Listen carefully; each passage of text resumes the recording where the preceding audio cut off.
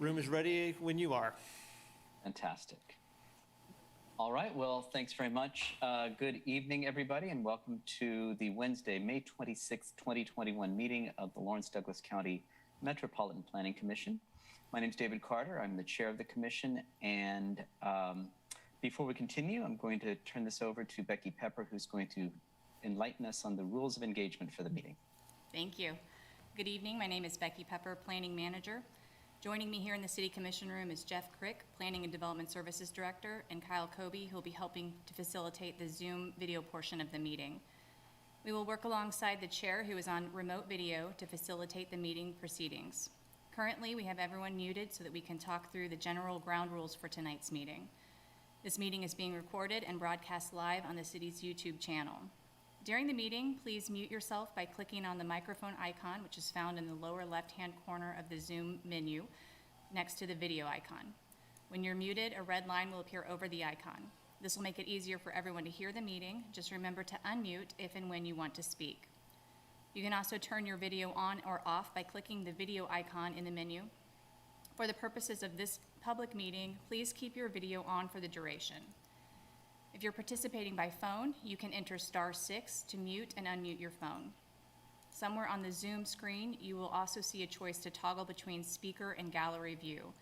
Speaker view shows the active speaker, while gallery view tiles all of the meeting participants. Commissioners, you must state your name and title each time you speak. Members of city staff must also state their name and title each time they speak. And we would also ask that applicants and members of the public identify themselves each time before they speak to ensure that everyone is able to follow along. When public comment is sought on an item, individuals participating via Zoom should use the Raise Your Hand feature. For Windows and Mac users, you can find this feature through the Participants button on the bottom of your screen. Android and iPhone users can access this feature through the More button located at the bottom right corner of the screen. And for those calling in by phone, you can dial *9.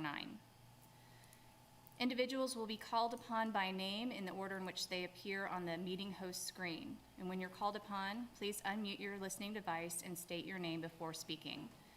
The chair will then call for in-person public comment for those who are physically present. Staff will direct you to the podium to speak while following social distancing and safety protocols. The regular 3-minute time limit will apply. All motions will need to be stated clearly. After a motion is made and seconded, staff will call on each commissioner individually to provide their vote. Staff will then announce whether the motion carried and the count of the vote. I want to again remind everyone to please mute yourself when you are not speaking, and now I'll turn the meeting over to the chair. Thank you, Becky. David Carter, Chair. I do just want to notify the public this is the last meeting for a couple of our commissioners, and I will take some time at the end of this meeting to recognize them and thank them for their service. But in the interest of everyone else's time, I'm going to go ahead with our regular agenda. First, I'd like to ask Jeff if we have any written communications from the public that's not already in our packet. Jeff Crick, Planning and Development Services Director. All communications were included in your Get this evening. Fantastic, thank you. David Carter, Chair. How about written communications from staff, planning commissioners, or other commissioners? Jeff Crick, Planning and Development Services. We have none this evening. Okay, thank you.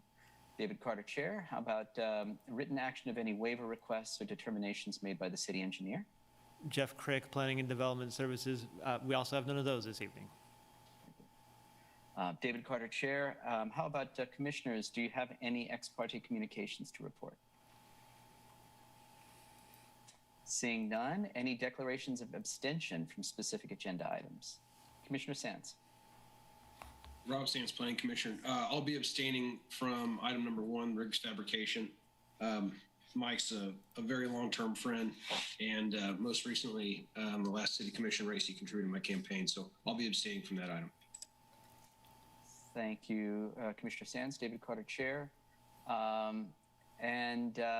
This is the portion of the meeting. Oh, forgive me, Commissioner Starkoff. Eric Struckoff, Planning Commissioner. I'll be abstaining from item C4 as my employer also has an interest in the Sunflower Bike Shop. Thank you, Commissioner Struckoff. David Carter, Chair. Any others? All right, thank you. So this is the portion of the meeting when we allow any members of the public to speak on items that are not already on the agenda.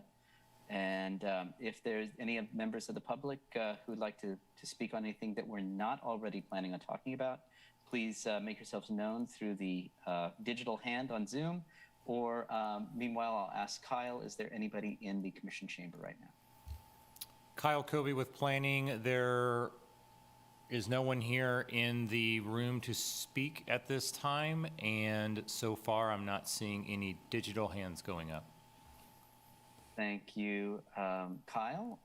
In that case, let's move on to our regular agenda. We've got item number 1, consider approving a special use permit for a change of use to makerspace intensive at 912 12 North 3rd Street. And I believe Catherine's going to speak on this.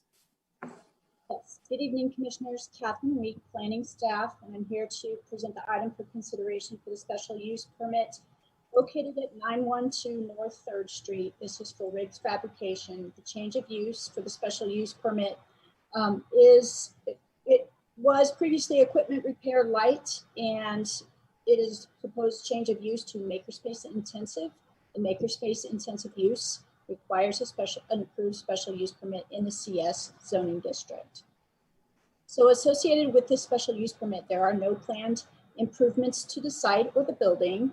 The new occupant and business would be running their operation or their fabrication shop in the existing footprint of the building that is already on site.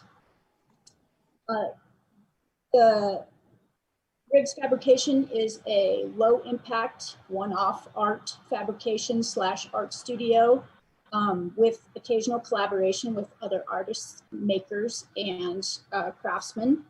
They use a combination of materials and tools, CNC, CAD tools, metals, woods, but it is a low impact use that would be going into the site. So in staff's review of the criteria for special use permits, we look for whether or not it complies with the development code, whether or not it's compatible with the adjacent uses in the area. This site change or use change was reviewed under the minor site plan associated with the special use permit because there are no changes to the site. Staff views that it is compatible with the area. Adjacent uses are heavy and light equipment repair along the North 2nd Street corridor, and there's a gas station which also has high traffic turnover at the site. So the use is compatible with similar businesses in the area, and this use, as described by the applicant, is lower intensity than the adjacent uses in the area. And we also looked at whether there is existing infrastructure to serve the new use or change of use. In this case, since there are no changes and no modifications to the building, infrastructure, public safety is already adequate to serve the use on the site. And so this site is also in, I should mention, the regulatory floodplain. However, because there are no changes to use or to the site with this use, it will not impact the regulatory floodplain. If, for instance, there were some changes in the future, for instance, they need to do a building expansion or have exterior storage associated with the makerspace, they would need to get an associated floodplain development permit for that type of development. But at this time, there are no changes planned. It's just a change of use. It also does not require platting. A portion of the property is not platted, but it does not require platting at this time because there is no development activity. It's just a change of use. Again, if there is an addition or a building permit for some type of development activity on the site, then at that time, this site would also need to be platted. So upon staff's review, it did find that it met all of the criteria for review for special use permits, and that it complied with all aspects of the land development code. Staff is putting forward a recommendation for approval and would recommend that Planning Commission forward a recommendation of approval onto the City Commission. I would be happy to stand for any questions if there are any. Thank you, Catherine. David Carter, Chair, and I believe Mr. Riggs is here. Would you care to say anything in addition to what Catherine has presented? Mike Riggs. I think she covered it very well. I think that sums up. It's just a very small business, just trying to find a spot to fit in here in Lawrence. So I appreciate it. Very good. Thank you, Mr. Riggs. David Carter, Chair. With that, I'll open it up to any public comment. If there are any members of the public who wish to speak on this, please raise your digital hand on Zoom or your physical hand in the commission chamber. And Kyle, could you let me know if you see any such reaction from any members of the public?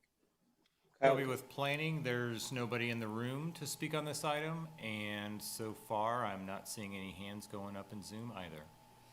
Good. Thank you, David Carter, Chair. Chair. With that, I will turn it back over to the commission for any questions to Catherine or to the applicant or to the rest of staff.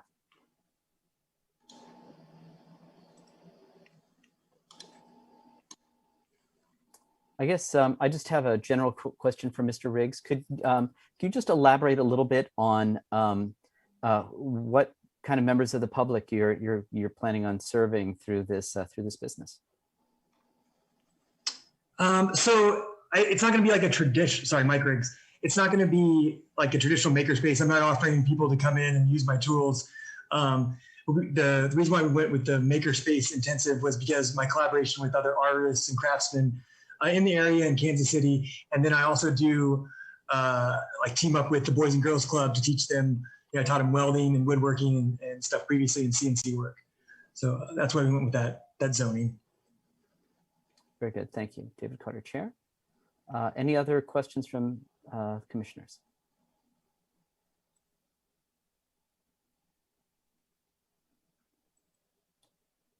Any other observations, feedback, or possibly motions from commissioners?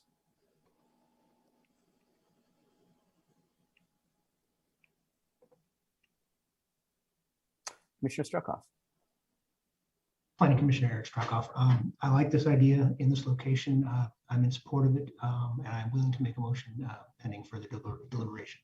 All right, thank you, Commissioner Struckoff. If there are no other comments from commissioners, then please feel free to do so. I move that. Sorry, Commissioner Struckoff. It looks like Commissioner Shanklin would like to ask a question. Excuse me. Greg Shanklin, Planning Commissioner. I'd just like to make a quick comment. It relates a little bit to what Commissioner Struckoff just said.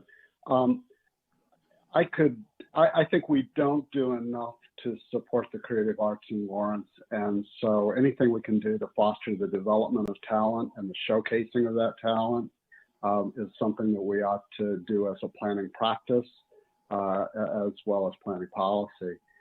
So I'd support this in almost any location. So I just wanted to get my 2 cents in. Thank you. Thank you, Commissioner Shanklin. David Carter, Chair.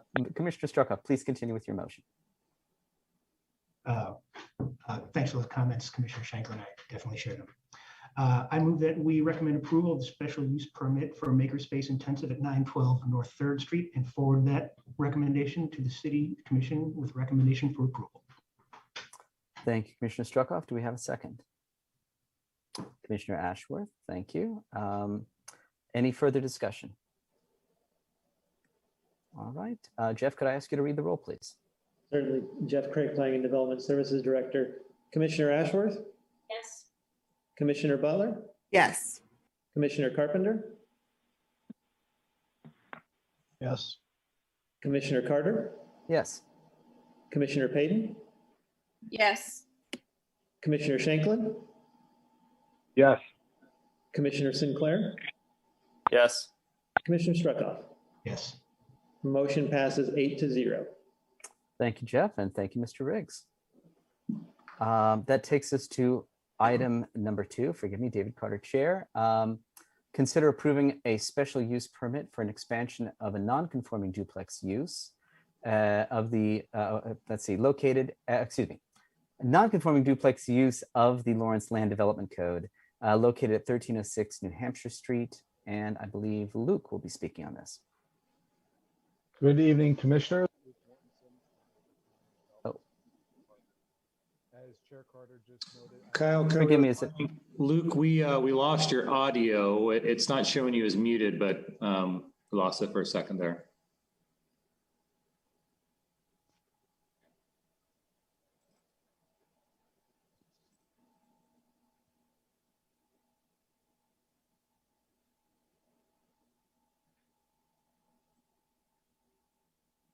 Lawrence and Planner, can you hear me now?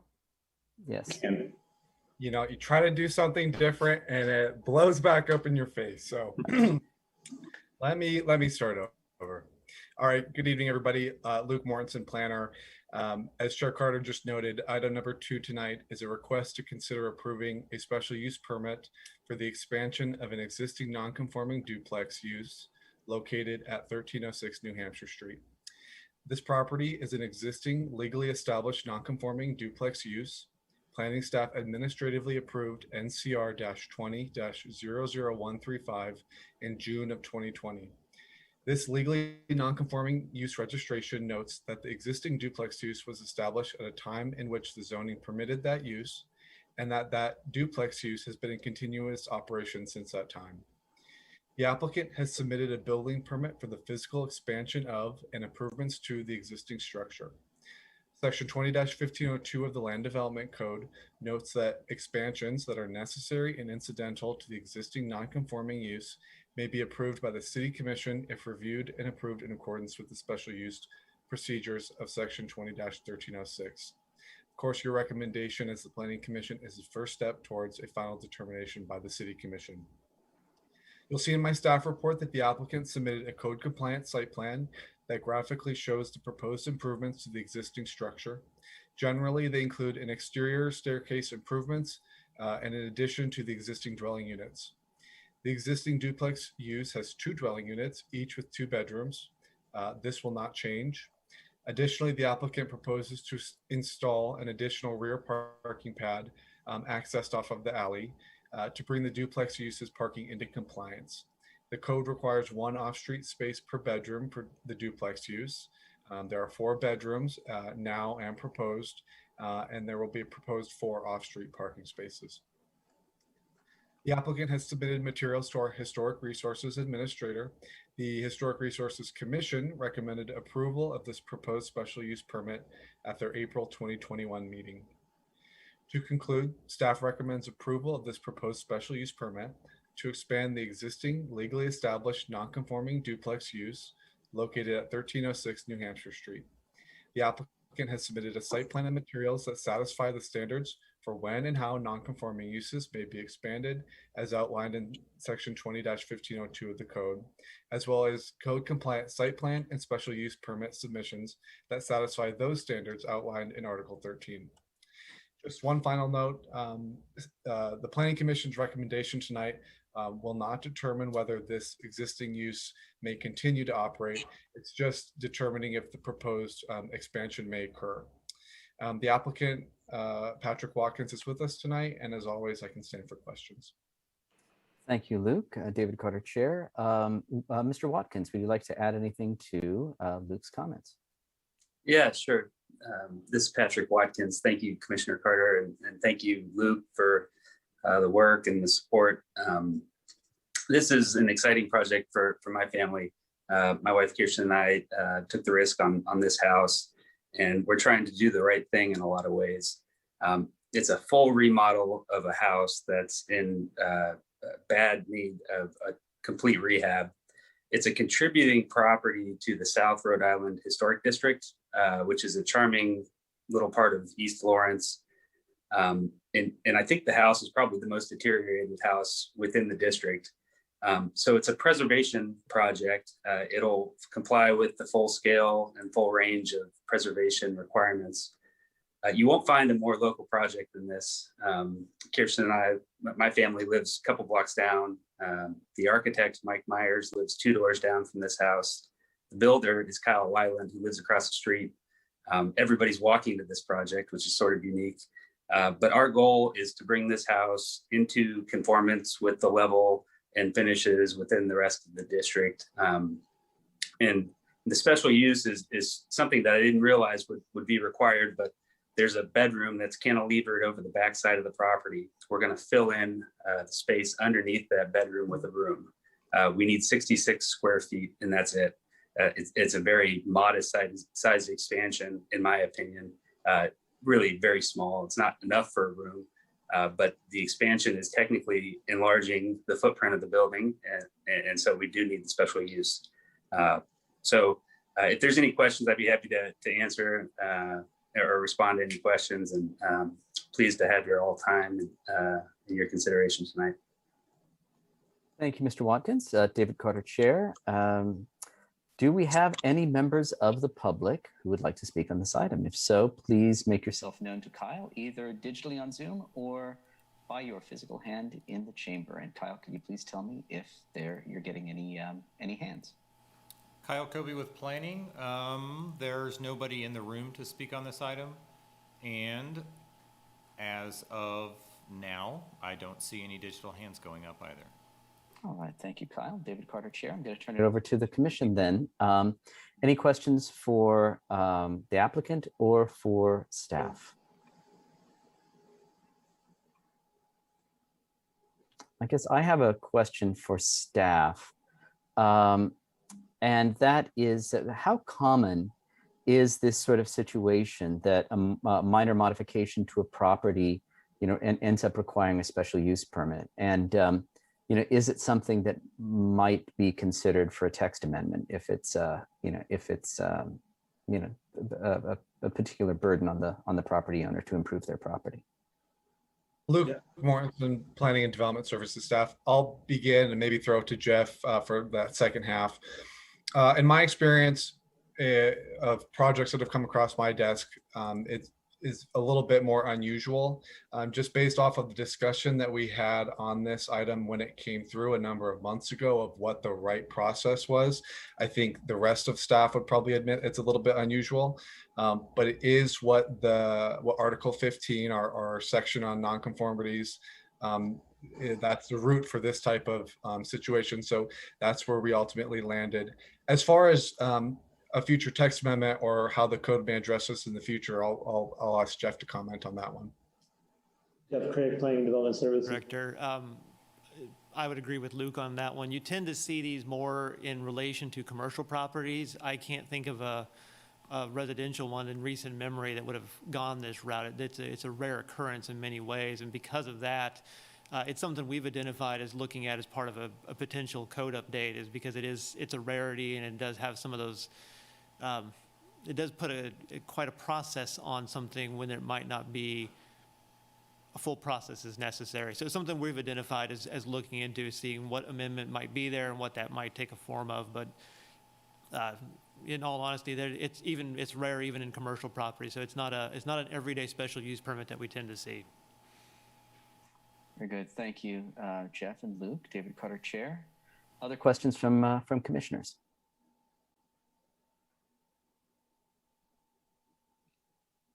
Commissioner Carpenter. Jim Carpenter, Planning Commissioner. Good question to staff. That the actual non-conforming use is the fact that it's a duplex. Is that correct? Luke Mortensen, Planning and Development Services staff. Yes, the surrounding zoning is a single family district. The land uses are duplex use. Duplex isn't permitted in that zoning district, but based off of that non-conforming use registration that's noted in the staff report, it's a legally established non-conforming use. It was created at a time when the surrounding zoning did permit it. Jim Carpenter, Planning Commissioner. And this is something that couldn't have been corrected at the time that we did the East Lawrence zone to use amendment. Luke Mortensen, Planning Development Services staff. I did a little bit of research on the zoning history as part of this, and it was noted during the East Lawrence downzoning process as far as a parcel that would become non-conforming. That's about the extent that I was able to determine in the research related to this application. Jim Carpenter, Planning Commissioner. The request tonight is simply you need a special use permit because of the non-conforming use ordinances. But if this structure, even if this is approved and they do the renovations and fill in this space, if more than a certain percentage of this property is destroyed in a fire, say we lose, they can't be rebuilt. Is that where we are with this one? Luke Mortensen, PDS staff. Yes, in Article 15, there's a number of things that could happen that would remove your non-conforming status. And Jim Department of Planning Commission, including not renewing the registration of your property as a non-conforming use? Luke Mortensen, PDS staff. Off the top of my head, I can't remember if we have a time limit and if it needs to be re-upped. And correct me if I'm wrong, Jeff, but once you have that first, staff approved NCR registration, I think you're good. Jeff Crick, Planning and Development Services Director. Luke is correct. There is no time limit to the non-conforming use registration. There are instances in when the owner, makes an intent to discontinue the use that may cause the loss of the nonconformity, but the registration itself is indefinite as long as the structure is maintained in that nonconformity. Jim Carpenter, Planning Commission. Thanks for that clarification, Jeff, because what was really in my head is when you discontinue use of a subject property in the form it was being used in that non-conforming use category, you only have a certain amount of time you can do that. And one of the ways to preserve the non-conforming use is to come back in and assert and re-register it, I believe. Is that correct? Jeff Crick, Development Services. Yeah, you do have to show an intent to reestablish the use, not necessarily re-register the nonconformity, but to show intent that the use is going to be maintained as it was allowed as that nonconformity. Jim Carpenter, Planning Commissioner. So, I appreciate the risk that Mr. Watkins is taking. I'm certainly glad that he's preserving this property and, filling in the space under a cantilevered bedroom on an old house that's been allowed to go down, I think is incredibly wise to do. So I have no problem with the special use permit. I'm just concerned that since this is now also going to be considered at least a historic property because of the way it's going through, that it maintains this non-conforming use status. That means if certain events could mean it couldn't be rebuilt. So I think I'm not sure what to do about the conflict between the non-conforming use and historic structures. And that's kind of what I'm bringing up here. So I don't know if anyone has a response or an answer about where we might go with that. Thank you, Commissioner Carpenter. David Carter, Chair. I'd just like to clarify, under those circumstances, it couldn't be rebuilt as a non-conforming property, right? It could be rebuilt in a conforming role. Okay, thanks. Commissioner Shanklin.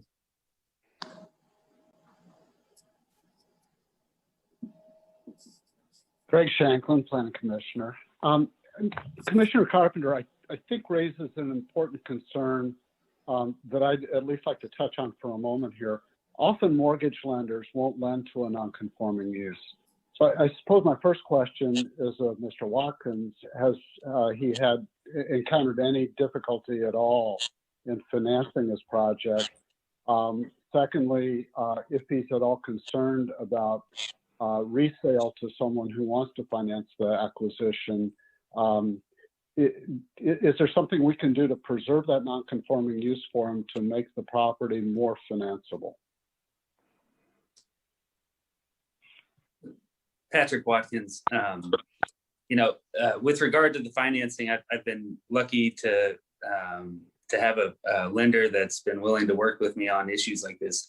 The issue up to this point, frankly, has been insuring it. And it's in such bad condition and the systems are so old that it absolutely has to go through a renovation, a full-scale renovation.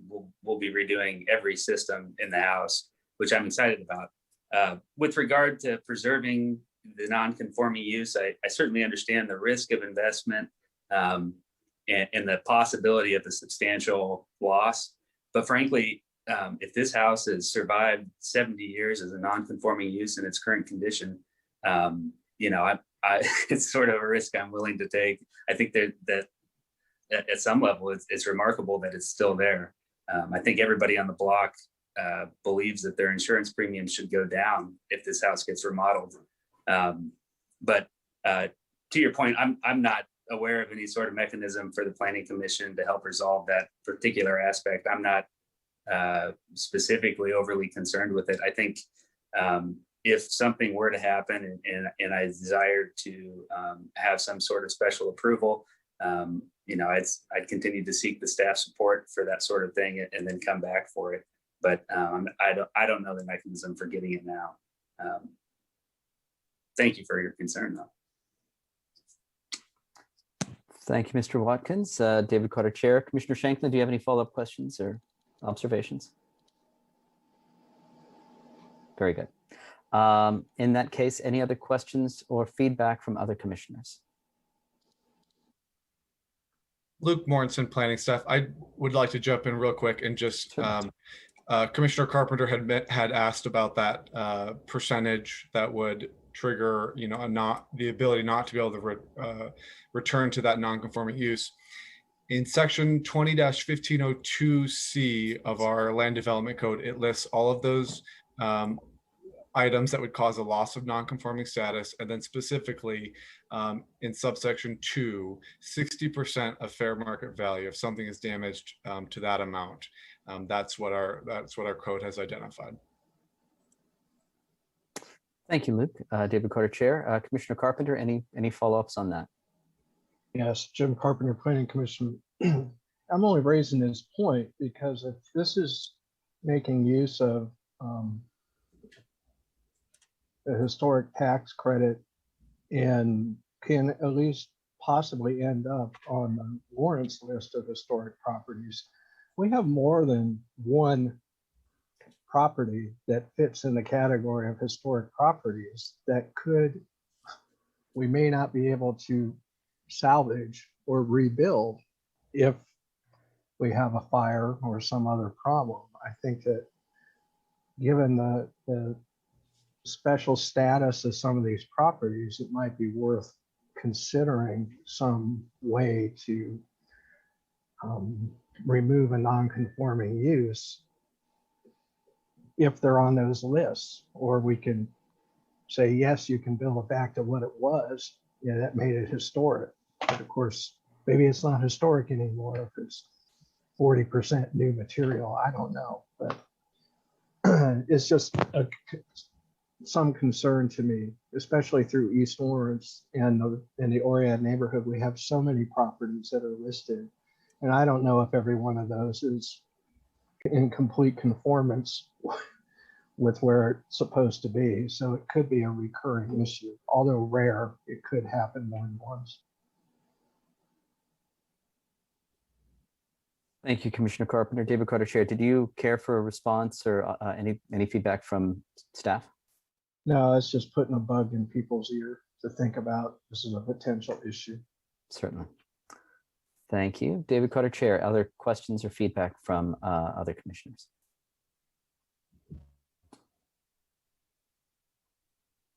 Or at this point, would anybody be prepared to make a motion? Commissioner Sinclair. Luke Sinclair, Planning Commissioner. I agree with all the comments that have been made. I think it seems like a good project. I think it fits with pretty easily into the review criteria. And I appreciate the HRC already approving it. So I'd be happy to make a motion if you'll take it, Mr. Chair. Yes, please. I move that we approve the special use permit SUP 21-00082 to permit the expansion of an existing legally established non-conforming duplex use located at 1306 New Hampshire Street. Thank you, Commissioner Sinclair. David Carter, Chair. Do I have a second? Commissioner Payton, thank you. Any further discussion? All right, Jeff, could I ask you to read the roll, please? Jeff Crick, Planning and Development Services. Commissioner Ashworth? Yes. Commissioner Butler, Yes. Commissioner Carpenter, Yes. Commissioner Carter, Yes. Commissioner Payton, Yes. Commissioner Sands, Yes. Commissioner Shanklin, Yes. Commissioner Sinclair, Yes. Commissioner Struckoff. Yes. Motion passes 9-0. Thank you, Jeff, and thank you, Mr. Watkins. That takes us to item 3 on our agenda. It's my Last meeting as chair, and I still forget to introduce myself. David Carter, chair. Consider approving a special use permit for event center, small use for the KU Alumni Association located at 1266 Oriad Avenue. And Kyle, I believe you're presenting on this item. That is correct. Thank you very much. Kyle Kobe with Planning. This item is before you tonight because Event Center Small requires special use permit approval in the CN2 zoning district. The project also proposes the addition of an administrative and professional office use at the same location. The office use does not require SUP approval, but does require site plan approval, and site plans are reviewed administratively. Since both uses are proposed in conjunction, the staff report contains information and analysis for both uses. The property is currently the site of the Adams Alumni Center, which will remain. Similar to the proposed addition, the existing use of the property contains both an event center small use as well as an administrative and professional office use. These uses do not require approval at this time as they are permitted via UPR 5481. Information for these uses is provided in the plans and staff report to provide the full context for the property. So just to recap briefly, the existing uses on the property do not require Planning Commission recommendation or City Commission approval. The proposed office use does not require Planning Commission recommendation or City Commission approval, but the proposed event center small use does require Planning Commission review and City Commission approval. So a few associated cases related to this application. Last year, the property was rezoned from RM32 multi-dwelling residential district to CN2 neighborhood commercial district, approved by the City Commission on July 28th of last year. A minor subdivision application has been received and is currently under review. The property is currently platted as 9 separate lots, and that minor subdivision proposes consolidating all of those into one contiguous lot. The project was reviewed by the Historic Resources Commission as a certificate of appropriateness review. The design review case pertained to elements such as architectural features, design, and materials, and it was approved by the Historic Resources Commission on April 15th. Just briefly, I wanted to note that while the proposed use is functionally a part of the KU campus, the property is not subject to the KU City Land Use Agreement. So in simplest terms, what that means is that the property is required to meet city code in the same way that any other property not zoned UKU would be. The physical changes, the proposed physical changes to the property include the building addition off the north side of the existing structure, roughly equivalent in size to the existing structure, vehicle drive aisle along the north and east edge of the property. Parking for the property will be provided in the Mississippi Street parking garage located on the other side of Oriad Avenue, and that'll be facilitated through a shared parking agreement. And then a plaza on the west side of the property providing pedestrian access and landscaping. As noted in the staff report, there are modifications to several standards requested with this application. The proposed additional uses require 45 short-term bicycle parking spaces per code. The applicant requests this requirement be reduced to 24 spaces. The street tree requirements state that street trees must reach a mature height of at least 45 feet. The applicant requests this requirement be reduced to 20 feet for the trees provided along the Oriad Avenue frontage. Landscaping standards applied to the Louisiana Street frontage require 7 street trees as well as perimeter parking lot landscaping, which would require landscape area and screening, landscape area to screen the vehicle parking area.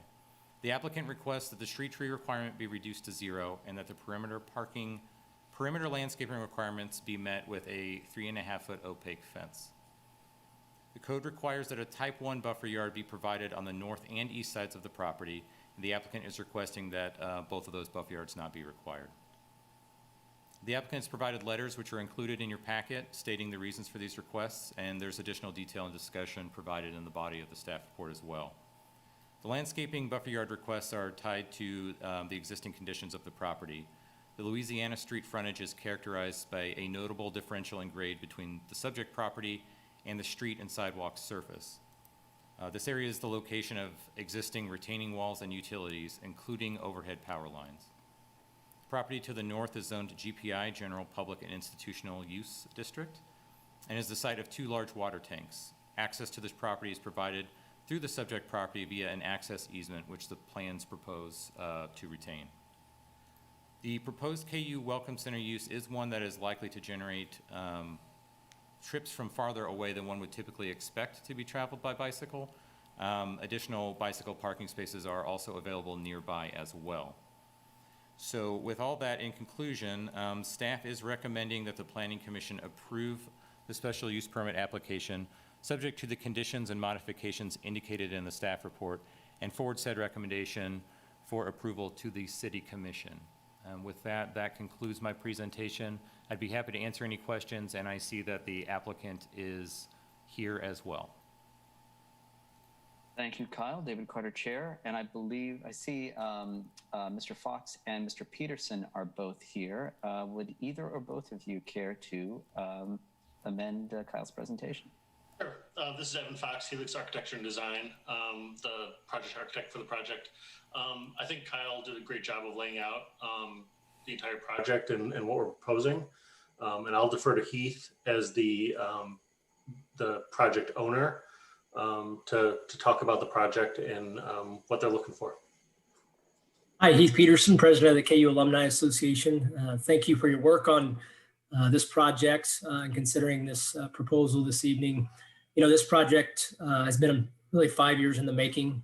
It's been a partnership between the KU Alumni Association, our National Board of Directors, the KU Endowment Association with the support of the Board of Trustees and the Chancellor of the University of Kansas.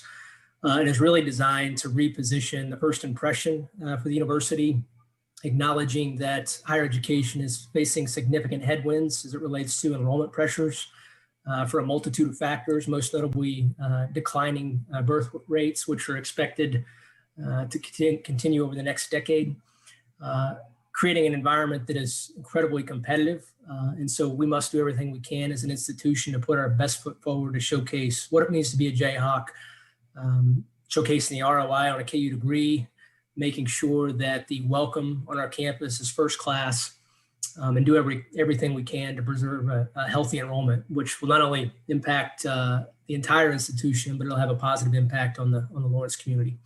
It's more than just a prospective student venue. We're going to be engaging current students and helping them make career connections, building their networks as they're getting their education, and certainly a space where we welcome alumni back to the Hill from near and far.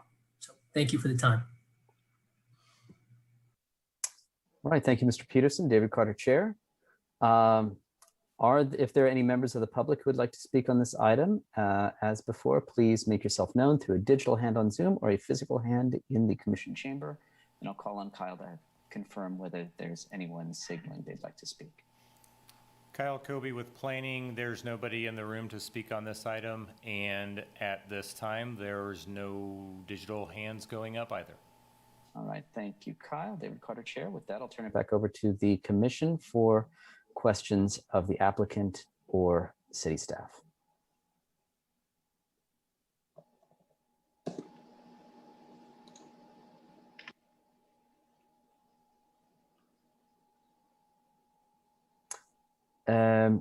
I guess I'll pose a simple question to Mr. Peterson about the intended event center function. Can you talk a little bit about what you would expect the typical hours of events to be? Hi, Heath Peterson. It's a great question. Right now, our current facility, it's very much seasonal. We're closed on Sundays, but really the demand for activity drives the schedule. The expansion of this project is really focused on the prospective student visits, which occur twice daily, Monday, Tuesday, Thursday, Friday at 10 a.m. in the morning and 2 p.m. in the afternoon. We will use the event space occasionally, nights and weekends, to host some of our signature programs, often focused on students and alumni. And so peak demand times would, of course, be fall, KU football season, the occasional pregame basketball events, larger campus visit days. An example would be junior days, programs that are executed by our partners in the Office of Admissions. Very good. Thank you, David Carter, Chair. Other questions from commissioners? Commissioner Payton. Yeah, this is Commissioner Payton. Heath, I have a question about, you just mentioned some of these events will include student events during the day. Did I understand that correctly? Heath Peterson, yes. So if there's student events during the day, to me, that would indicate that it may actually be useful to have more bicycle parking. And that's the one sort of thing I've seen here that I would really like to not have cut, or at least not cut as much as it is. I understand that there's lots of bike parking on campus, but bicycling is often a door-to-door kind of function. And you'd mentioned pedestrian and transit improvements, it sounds like also will be included in this from the staff report. Is that correct? Yeah, this is Evan Fox with Helix. Yeah, I think everything you identified is accurate. Okay. The bicycle parking that we've identified is basically the minimum for the actual project site. There's about 60 to 65 spots within 150 feet across the street at the Union, which we've identified to hopefully reduce the amount we have to provide on site so that the Alumni Association can have some more space for their event space on the exterior. Okay, one last question. It says existing bicycle parking is 35 spaces. So am I getting this right that additional parking, you would have to increase additional parking 10 spaces, so it would be 45 spaces from 35, or is there an additional 45 needed? I believe there is 65 spaces at the Union, and we're providing the code requirement on our site. Okay. Thank you. Mm-hmm. Thank you. David Carter, Chair. Other questions from commissioners?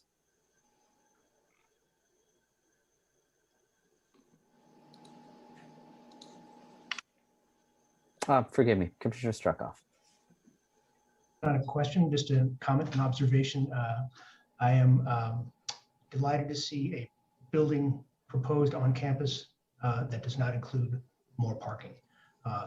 It's a good idea to share with the Mississippi Street Garage across the street. It's a model for future development on campus.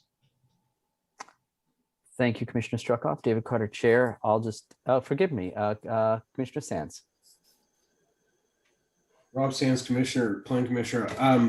A question for staff. And maybe I missed this, but can you explain the condition number 3? There's a requirement for the height of trees on ORIAD. Kyle Kobe with planning. That requirement comes from the default street tree requirement. In the code, it's got a minimum mature tree height that it prescribes for trees that are being provided to satisfy the street tree requirement. So the reason for that particular request is that the trees that they are seeking to provide will not reach that height. The heights are varied and they're noted in the staff report, but the shortest of them would grow to 20 feet, which is what necessitates that request. So it's not specific to this property. That's just a sort of a default standard for street trees in general. Thank you. Thank you, Kyle. David Carter, Chair. Other questions from commissioners?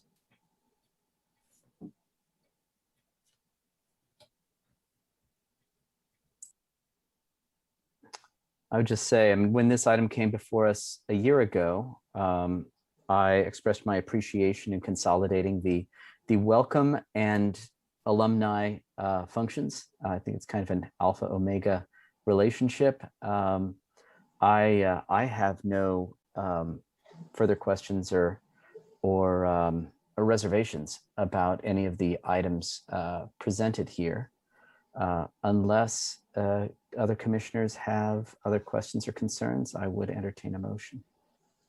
Commissioner Sands. Rob Sands, Planning Commissioner. I'd like to make a motion to recommend approval of the Event Center, small use, located at 1266 Oriad Avenue.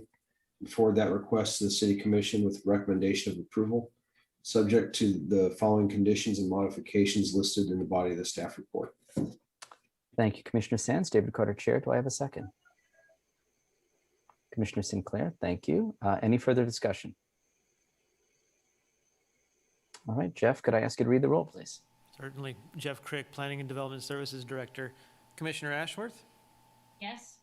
Commissioner Butler? Yes. Commissioner Carpenter? Yes. Commissioner Carter? Yes. Commissioner Payton? Yes. Commissioner Sands? Yes. Commissioner Shanklin? Yes. Commissioner Sinclair? Yes. Commissioner Struckoff? Yes. Motion passes 9-0. Thank you, Jeff. David Carter, Chair. And that brings us to item number 4. Consider approving a text amendment to the City of Lawrence Land Development Code pertaining to the regulation of alcohol sales and associated uses. And I believe Kyle's presenting on this one as well. Correct. Thank you very much. Kobe with planning once again. On May 19th, 2020, the City Commission adopted Resolution 7323. That resolution, which is included in your packet, adopted on a temporary basis the changes that are before you tonight. The resolution cites both the coronavirus pandemic as well as challenges posed to businesses by internet sales and regional competition as reasons for its adoption. The resolution is set to expire on June 30th of this year. The text amendment before you proposes the formal adoption of these temporary changes. There's 2 main components to the proposed text amendment. The first has to do with alcohol sales regulations downtown, and the other pertains to accessory bar and accessory restaurant uses more broadly. Currently, the Land Development Code requires that any business located in the CD downtown district which sells alcohol to derive no less than 55% of its total sales from food. The proposed change would flip that requirement to instead require that any business who sells alcohol to derive no more than 45% of its total sales from alcohol. In simplest terms, this change would preserve the intent of the standard, which is to not permit new establishments that predominantly feature alcohol sales, while allowing for sales other than food to offset the sale of alcohol. The other components propose amending the Land Development Code to permit accessory restaurants in additional commercial zoning districts, amending the definition of accessory restaurants to clarify that alcohol sales are not permitted at school cafeterias and similar uses, and amending the definition of accessory bar to allow them to operate in conjunction with additional uses beyond restaurants, which they are currently exclusively restricted to in the definition. The intent of the proposed changes is to provide additional options and flexibility for businesses in Lawrence.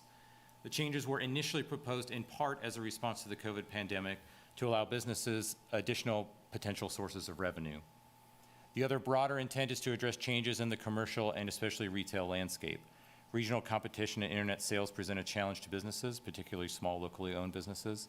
The idea is that allowing these types of sales in more places, it helps businesses not only in terms of potential additional sources of revenue, but also to provide a more dynamic experience for its customers.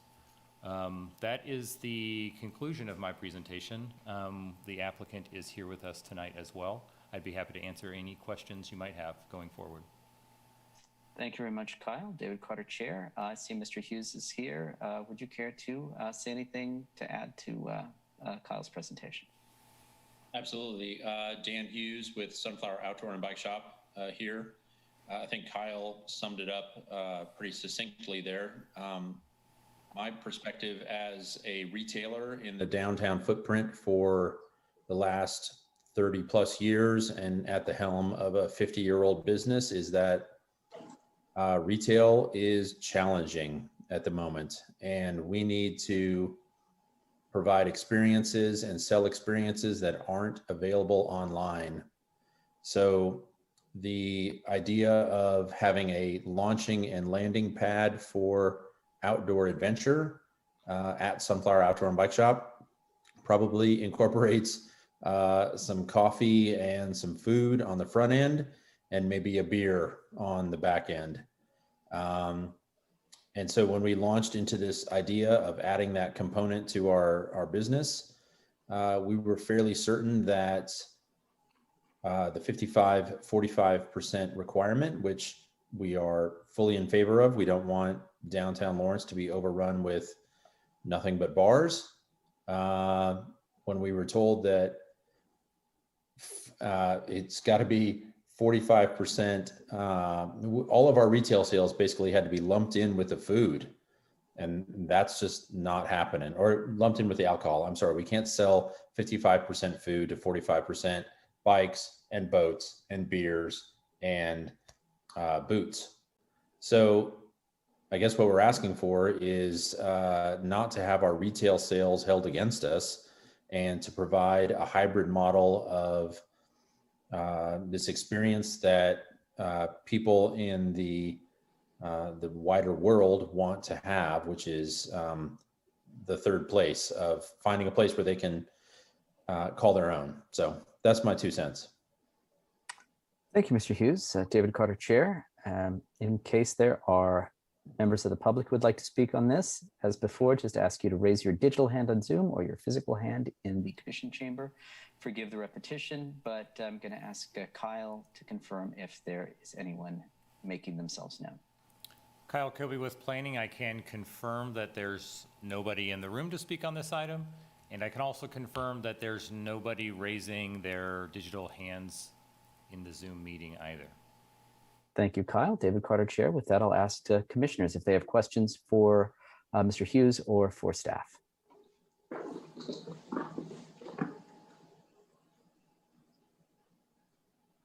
Commissioner Sands. Rob Sands, Planning Commissioner. Just a general question out of curiosity for the applicant.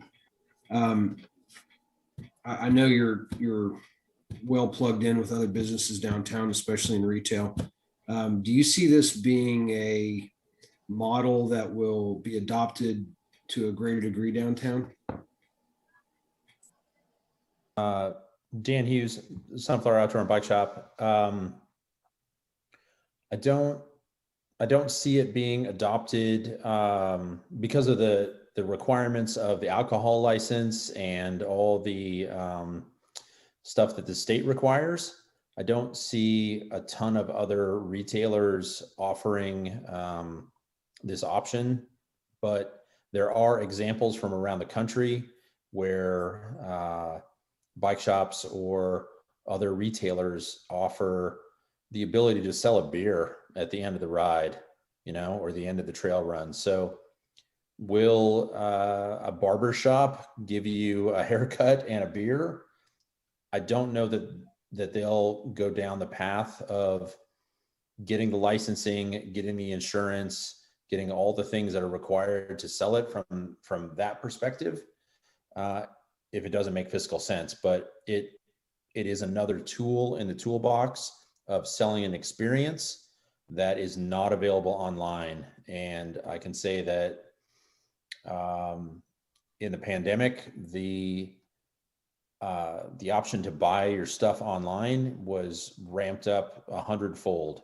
And so I personally don't want to see downtown Lawrence become an institution or a place where beer is sold on every corner, but we need to have every tool in the toolbox available. Thank you, Mr. Hughes. David Carter, Chair. Commissioner Sands, do you have any follow-up questions? Okay, thank you. Any questions from other commissioners?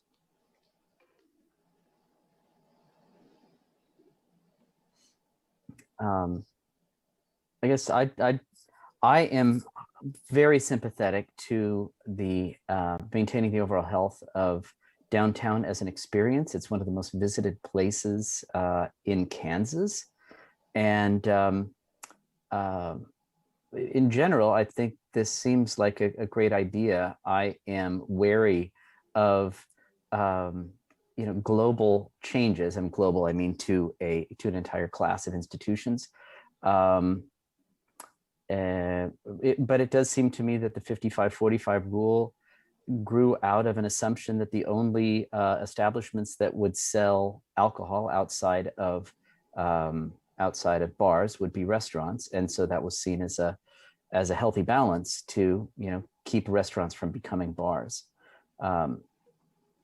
I share Mr. Hughes's concern that we don't want downtown to become a single bar with sidewalks. But to me, this seems like a reasonable adjustment to the existing ratio. And so that's my 2 cents. Commissioner Sands, do you have a question or a comment? Yeah, just a question for staff. What type business, because in the CD, and I know the use table extends, but in the body of the staff report, it only reflects the eating and drinking establishments. Accessory restaurant as a use on the CD, what type of, I'm sorry, I'm trying really hard to formulate my question. Within CD, certain businesses are allowed use by right, such as tattoo shop. So would this also apply to a tattoo shop? Question for staff. Sorry that took forever. Kyle Kobe with planning. Give me just a second while I make sure I'm understanding. I believe that off the top of my head, I can't think of what the use category is that we would apply to tattoo. Would that be personal improvement services? Mm-hmm. Yes. So in the revised definition for accessory bar, personal improvement services is one of the uses that an accessory bar would be allowed to be accessory to. So yes, I suppose the answer to that would be that it would permit a tattoo shop to have an accessory bar and to sell alcohol. That same no more than 45% of your sales may derive from alcohol standard would apply, and all of the licensing requirements through the state that's facilitated through the city clerk's office would also still apply. But yes, it would allow for something like a tattoo shop to sell alcohol as well. Jeff, Sands, please continue. Oh, I'm sorry, David Carter, Chair. Jeff, you wanted to follow up? Jeff Craig, Planning Development Services Director. I just wanted to point the Commission's attention to the definition of personal convenience and personal improvement. It's 20-1748 and 20-1749. Personal convenience can include things, and these both include a very wide range of items, as is more of a heading of an option there, but it includes tattoo, body piercing as a personal convenience service, nail salons, tanning salons, beauty salons, barber shops as those. Personal improvement services are and can include things as yoga and meditation studios and diet centers. So there's a wide range of uses that are housed underneath personal improvement and personal convenience. But to Commissioner Sands' point, I wanted to just note that personal convenience services is where tattoo and body piercing shops show up in the Land Development Code. Thank you, Jeff. David Carter, Chair. Commissioner Sands, please. Rob Sands, Planning Commissioner. So I'm sorry, Jeff, did you say personal improvement or personal convenience? Jeff Craig, Planning and Development Services. The tattoo and body piercing would show up under personal convenience services. Okay. And so that would be a type of business such as all the other things that you listed that would allow for an accessory, for this as an accessory use, correct? Jeff Craig, Planning and Development Services, correct. Okay. So, I saw Mr. Hughes' hand go up, and I would like to hear what he has to say. I'm not going down a road or a slippery slope on this at all. There's a lot of businesses downtown that are not what we would consider, retail where you walk out with your product, salons and nail studios and things like that, which I could reasonably see a customer wanting to enjoy a small glass of wine while they get their whatever's done, pedicures or manicures or whatever. I'm a mani-pedi guy myself, but I'm a purist. I'm just, and I understand that tattoo parlors also have a licensing requirement that their customers not be in a certain state while they're undergoing service. So not sure where I'm going with the line of questioning. I would like to hear what Mr. Hughes has to say, but it feels off to me somehow. I'll stop talking now. David Carter, Chair. Mr. Hughes, would you care to respond to Commissioner Sands' observations? Yeah, absolutely. And Dan Hughes, Sunflower Outdoor and Bike Shop. I appreciate the discourse. Ever since when the pandemic happened, we tried to pivot pretty hard to just providing experiences, as I said before, that couldn't be offered on the internet. And the whole thing was couched by the city as kind of an experiment to see where things went with this idea of a hybrid retail model that included traditional retail sales and then food and then maybe a beer after the ride. And with that in mind, we have really kind of kept the cafe portion of our business as this kind of walled garden. It works off its own point of sale system. It does not mingle with any of the retail sales. And to this point, as we address the 55-45 requirement, the cafe is like 90-10 food and coffee to 10% beer, with all the other retail stuff on its own. And really the linchpin is that the retail sales are being held against us. So in my world, when we approached the city and said, listen, if we have to lump all of our bikes and boats and boots and all of those sales into the 45% and overcome them with 55% food, that does not work. There's no way we could sell a $7,000 burger up against a $7,000 bike, I guess. That's a pretty nice burger. But the idea is that we're not a bar. We're not we're at home in bed by 10 o'clock. And in the cafe, it's 90-10 food to alcohol, and we just don't want the retail sales held against us. So we've deliberately kept the sales in the cafe as their own secret kind of walled garden that doesn't include any of the retail sales. And I don't want that for downtown. When they came back to us and said, listen, you can sell 45, 55, whatever you want. If I sell $2 million a year of retail, I can sell $1.6 million worth of beer and not be above the 55-45 threshold. I don't want that for Sunflower, and I don't want it for downtown. So really, it's all just about not having the retail count against us. Thank you, Mr. Hughes. David Carter, Chair. I think this, your comments and Commissioner Sands' observations kind of giving voice to where I was going with my discomfort with global change. Because we're traditionally looking at one paradigm, 55-45 for essentially most likely a restaurant, right? Where you've got food making up for the majority of your sales, and then alcohol and other stuff, swag, t-shirts and tumblers and things accounting for everything else.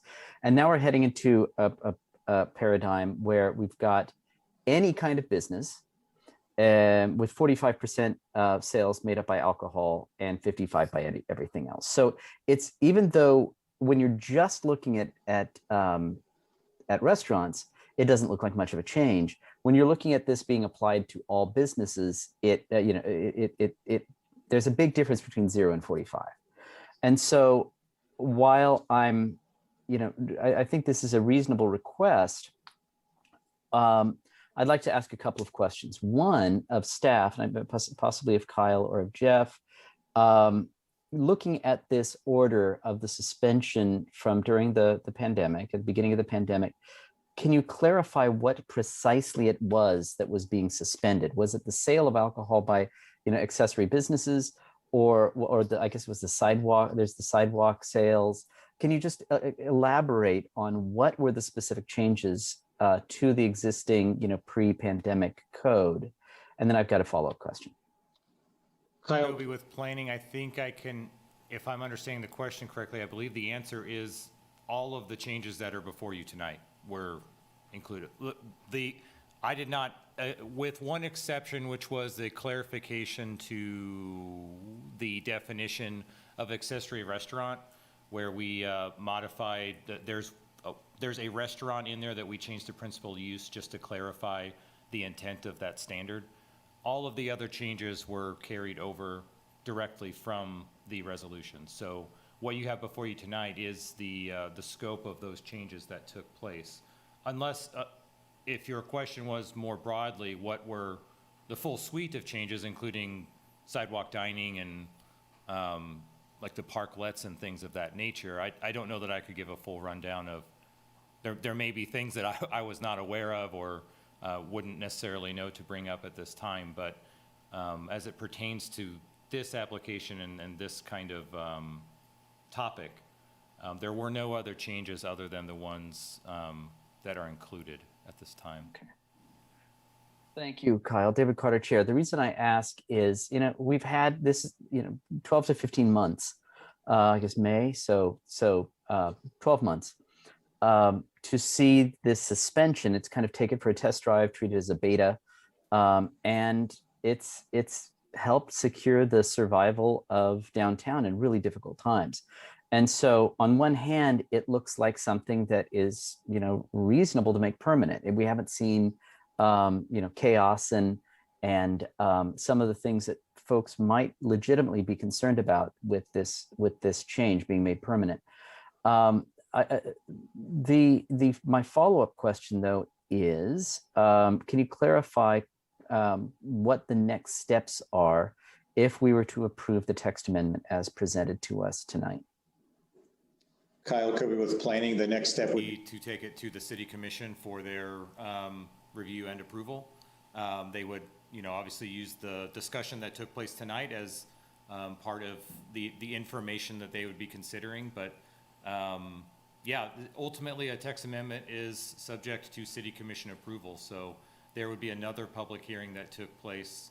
I can't think of the date precisely off the top of my head, but a few weeks down the road, this would be on the city commission agenda for their approval or modifications or, whatever the case may be based on their discussion. Thank you, Kyle. David Carter, Chair. I guess the thing that I'm moving toward, and forgive me, Commissioner Sands, I'll recognize you in just a second. I was just kind of continuing this line of thought. Where I would most likely want to advise the city commission is to consider a ratio for restaurant types of establishments that is lower than 45. Something, for example, around 25. And I guess we've got the sales records, from the past year, which are pretty enlightening. And alcohol sales, everywhere from 5% to I guess there's 38%, but that's Black Stag, which sells food already. I guess I would ask that city staff take a look at these figures and look for something maybe less than 45, but greater than 5, to allow establishments like Sunflower and others that, maybe even barbershops, if you don't mind hair in your beer, to offer that kind of experience. But at the same time, to preempt concerns from neighbors and other patrons in the area who might anticipate that this is going to become a big excuse for rather than businesses that also sell alcohol, bars that also do something else. Thanks for entertaining my comments. Commissioner Shanklin, I'd like to ask Commissioner Sands, did you still have something you wanted to say? I did, but I'll defer to Commissioner Shanklin. And Okay. if he doesn't say what I was going to say, then I'll come back to it. Thank you. Thank you, Commissioner Shanklin.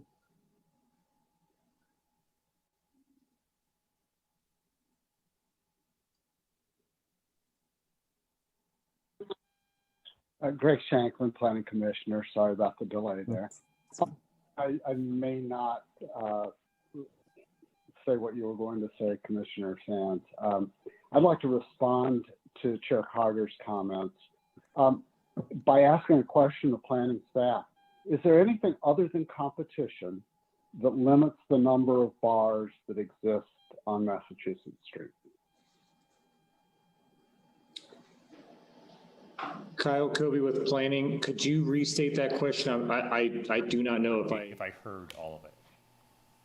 Is there anything other than competition that would limit the number of bars that we see along Mass Street? Kyle Kobe with planning. Out and out bars, uses that we would classify as a bar or lounge use would not be permitted. So if I don't know if the question is accessory bars specifically.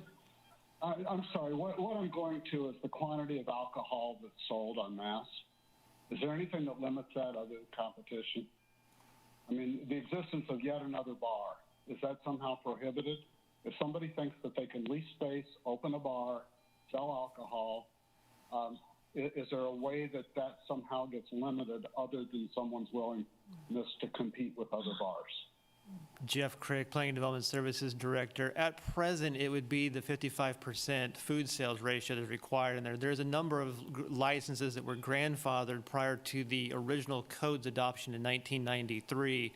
So since then, all those establishments had to have 55% food sales as part of that component. So there's a handful that have a grandfathered license as part of their process, but otherwise new ones would come online and as part of that 55% requirement.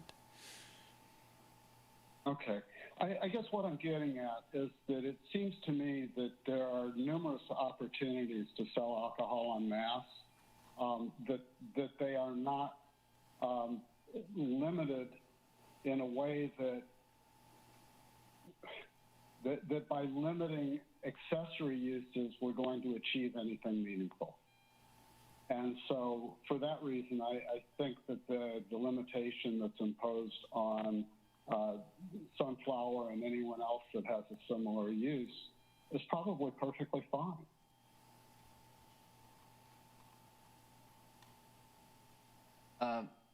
David Carter, Chair, I'm just going to ask Commissioner Shanklin to clarify that last statement.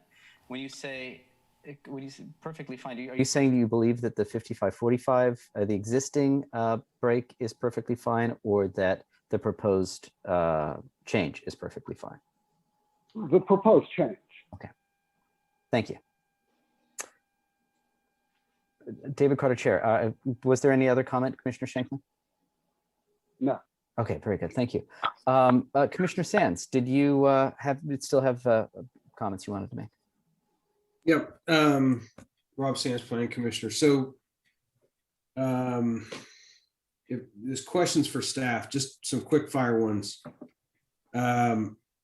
So Jeff or Kyle, if I open a wedding dress shop, can I sell up to 45%? Can I make up to 45% of my sales be alcohol at the wedding dress shop? Kyle Kobe with planning. If I go through all the licensing, that is. Assuming that use classification, and I hesitate to state definitively that the use classification is one that is included in the definition, but if the use classification for a wedding dress shop fell under one of the uses that's included in the revised definition of accessory bar, then you could have an accessory bar at that location that would then be subject to the no more than 45% alcohol sales. I think depending on I think it's very iffy to give definitive feedback on that, just because the scope and type of the goods and services that were offered at that location might impact what that use designation would be. But if it ultimately wound up as one of the uses that is permitted to have an accessory bar, then yes, I believe the answer to your question is yes. Okay. Follow-up question. So accessory bar, this proposal would be allowed in participant sports and recreation. So if I opened up a business where participants could throw knives at a wooden board, would that be would I be able to derive up to 45% of my revenue from alcohol sales? Kyle Kobe with planning, forgive me for the caveat, but once again, if that use fell, if that is indeed something we would classify as participant sports and recreation indoor, which I believe it would be, then yes, this would also apply to that. Okay. I don't have a problem with a traditional retail establishment doing exactly what Sunflower is doing, having a lounge area where people partake of a beer or a glass of wine, and within reason. I think maybe what I'm concerned about is retail establishment or any establishment that may fall under the uses that are proposed here that we're not anticipating right now that would be also allowed to sell alcohol and derive up to 45% of the revenue from the sale of alcohol. And at a certain point, it does get to the public health and safety issue. But I also don't think it's appropriate to exclude certain businesses. So I'm pretty well stuck on this one. Thank you, Commissioner Sands. David Carter, Chair. As the moderator of this discussion, I'm inclined to call attention to our advisory role here, and just I'm just hoping that City Commission listens to this discussion and takes it into consideration in advance of their consideration of this. I do have comments, but I'm going to defer to Commissioner Payton. Yeah, this is Commissioner Payton. I think this is a really interesting discussion, some things I didn't think about when I originally started reading this, but Dan Hughes said something interesting in his applicant response. He might have brought this up earlier too, but that the 5545 is going against the original intent, the intent of the original ordinance.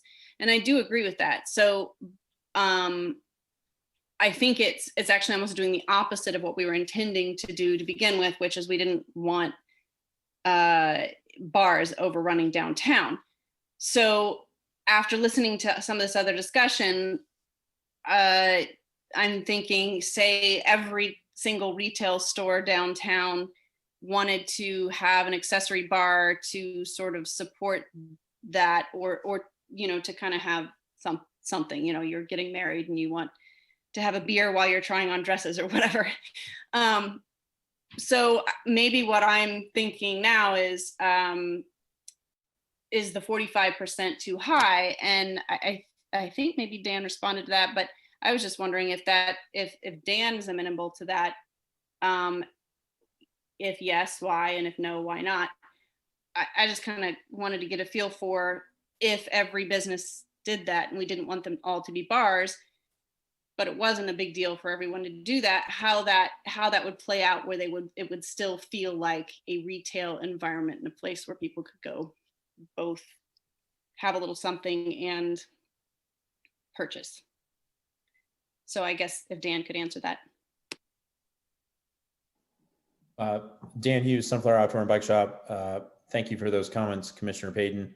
I would say unequivocally that as a person that's been in the downtown footprint for over 30 years, I do not want to see downtown Lawrence overrun with people selling alcohol at every possible opportunity. So the idea that the linchpin here is that when all of our retail sales are counted against us, the cafe sells 80 or 85% food to alcohol. That is the intent of the original ordinance, is that you got to have food to offset the alcohol. It's just when we have to lump all the other things, all the retail things we do into the alcohol side of things and have food overcome it, that it becomes untenable. So we are fully amenable to the idea of a lower threshold. Again, if I sell $2 million a year worth of retail products, I could sell $1.6 million worth of beer. I don't want that. I don't want that for Sunflower. I don't want that for downtown. A lower percentage is completely in the ballpark. That's where we want to be. It's a beer to slake your thirst at the end of a trail run, not a 24/7 beer and bar downtown. Thank you, Mr. Hughes. David Carter, Chair. Commissioner Payton, please, if you have a follow-up. Aaron Payton, Commissioner. So I have a question for staff now. Is there a way, I guess I'm not exactly clear on how this works out, but to separate out to do the up to 45 alcohol requirement, but also to separate that retail from the accessory cafe bar? Kyle Kobe with planning. I think that the answers, I don't know if I followed the question entirely. I believe that the question was, is there a way to differentiate between, to have more factors than just alcohol and other sales, where you would establish an overall amount of your other sales that were permitted, and then in conjunction with your alcohol have more specific types of sales that would offset it rather than just everything else? Was that the... Commissioner Payton. Yeah, but you know what? I feel like I'm kind of complicating things. So I think I feel like the easiest thing to consider is a lower alcohol percentage. Thank you, Jeff. David. Oh, forgive me. I'm sorry. Jeff, please go ahead. My apologies, Mr. Chair. Jeff Crick, Planning and Development Services. The item that I would note with lowering the percentages is that restaurant quality is one of the uses that are in here.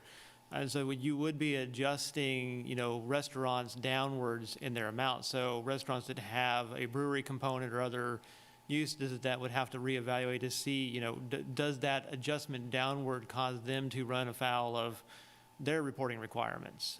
That would be an evaluation criteria that we'd probably want to take a look at as we talk about the percentages. If a restaurant is a brewery also, they might be doing, that might be a complication that we would need to look at and study more in depth as part of that.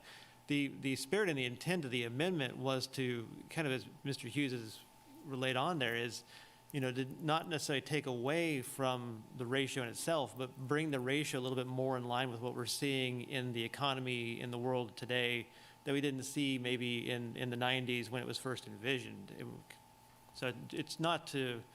We weren't proposing to adjust the ratio based on some of that. We were just trying to turn the other side of the coin, if you will, and instead of focusing on the things that are food and products and t-shirts and glassware as part of that, or in the case of Mr. Hughes' business, bicycles and boats and those things, but to focus more on what the intent of that original amendment was, which was related to just the sale of alcohol as part of its scope and focus. Kyle, Thank you, Jeff. If I can just piggyback off of what Jeff just said. I think that something that I probably could have highlighted earlier in this discussion is that in your staff report, you have a summary of the, in developing the staff report, one of the things I did was I reached out to the city clerk to get recent history for uses downtown that were selling alcohol, which essentially equates to restaurants. So of the 26 total businesses that were included in the data that I received, if, for example, you were to lower the requirement to 30% from 45%, as of right now, that would be 6 restaurants would be operating out of compliance if that was lowered. And I appreciate Jeff bringing up the reality that the accessory bar is not just accessory to the retail components and the other uses, but also to restaurants. So that would have an impact on the restaurants as well. Now, to what extent, I don't know. I don't know how much adjustment might happen following, you know, a change of that nature, but I just kind of wanted to highlight that as well. Thank you, Kyle. David Carter, Chair. All of this is getting toward what I was intending to call attention to a few minutes ago. I mean, it seems to me, and again, purely from advisory standpoint, I mean, I'm just advising City Commission to consider this thoughtfully, that we should differentiate between restaurants, and we've got restaurants, bars, and other accessory businesses. I wouldn't want to lower limits on what restaurants are able to do. I mean, I'm familiar with some restaurants that also sell alcohol, and that finding that 55% balance can be really tough for some. But my concern is in the aggregate.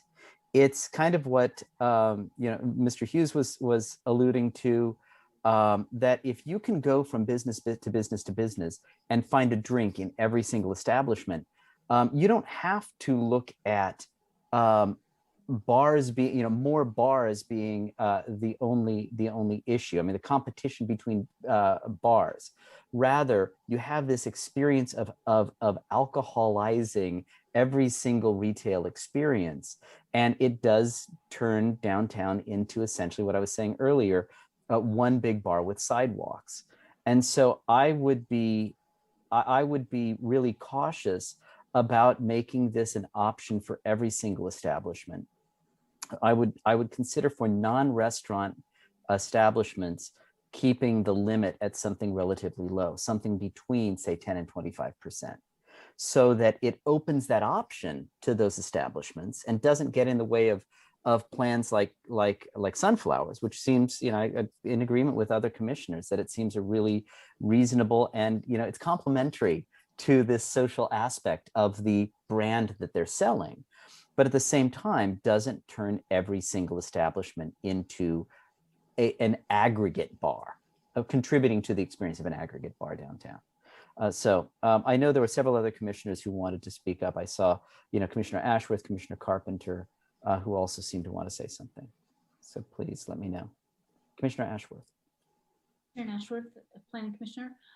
Just an observation. I'm kind of curious as to why there isn't more correspondence from other businesses, given the breadth of businesses that would be affected by this downtown. I'm just surprised, and I'm wondering if anybody, Mr. Hughes, can speak to maybe some casual conversations with other businesses downtown or Downtown Inc., why they have not weighed in on this proposal. So that's my observation, if Mr. Hughes might jump in about that. And my second question to staff is, I am very curious what staff would have to say about Commissioner Carter's proposal that non-restaurant businesses have a different ratio. Because I understand the concern about changing that for restaurants. So.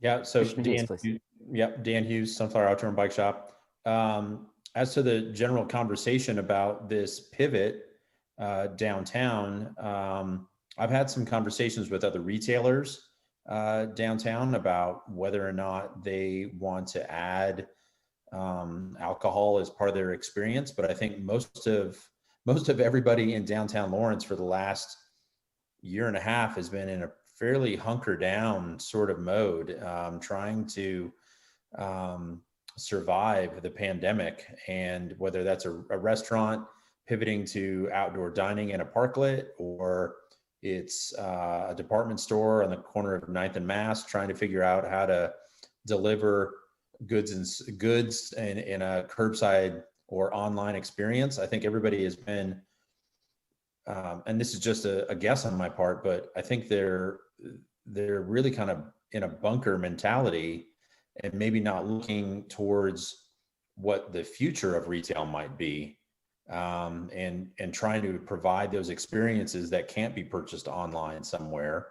And honestly, because we have so many eclectic mom and pop retailers downtown, they may not have the wherewithal to execute on a plan that involves a cafe or a mobile operation or any of the other items on our strategic plan. So I know that when we went to the city and said, yeah, this 55-45 thing is, we just can't overcome that.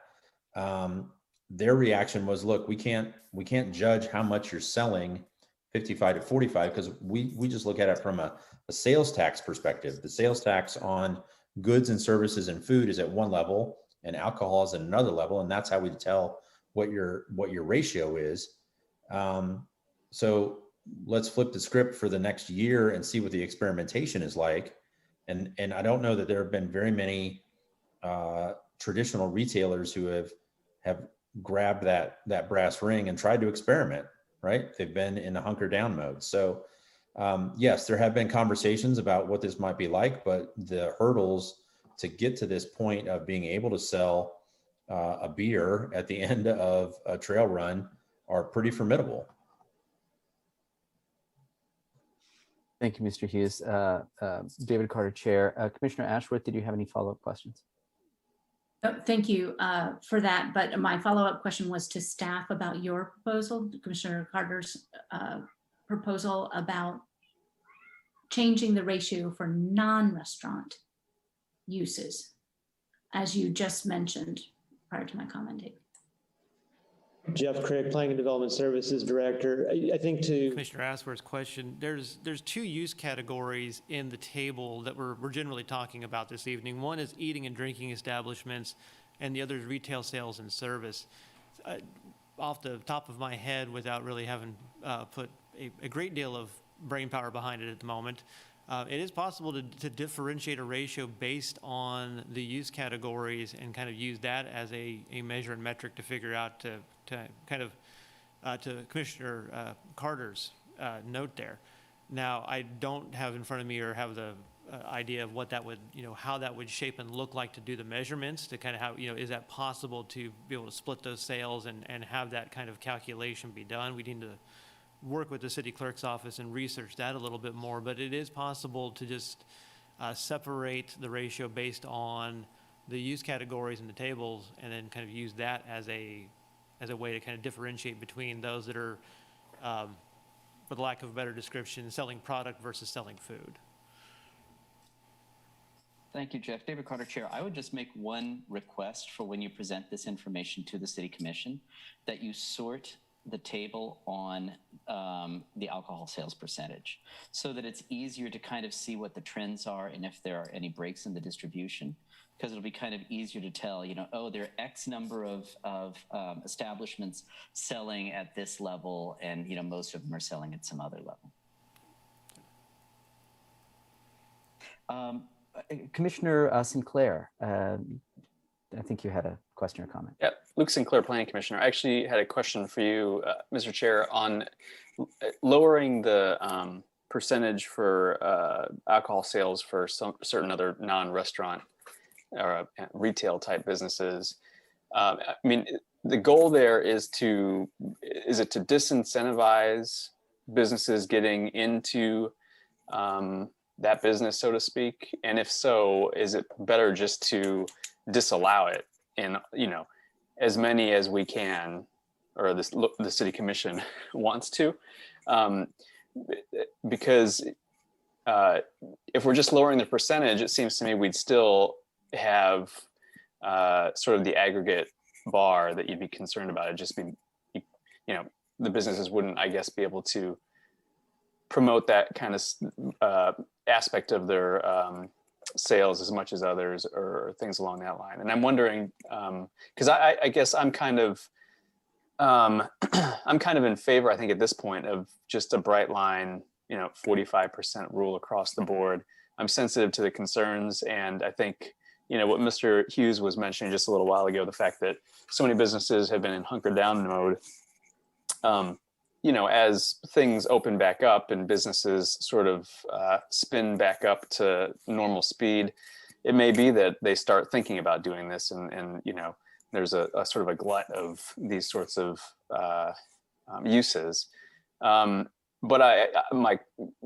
my concerns on that are tempered, I think, for the sort of the things that I think that Commissioner Shanklin mentioned. I mean, there are market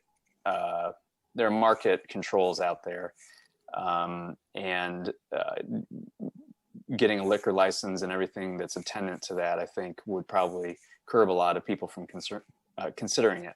And so I'm just trying to get a sense, though, as we think about this, reducing the percentage to 20%, is that going to accomplish what you're shooting for, do you think? Or is it better just to cut to the chase and be like, all these uses cannot take advantage of this, 0%? Sure. Just sort of a question as I consider these things. That's a great question, Commissioner Sinclair. David Carter, Chair. And and before I answer, I'm just going to return to what I was saying earlier, but just kind of calling attention to the fact that we're just here in an advisory role, and that it's really policymakers who ought to be making the decision and ought to be having like hours-long discussions about this.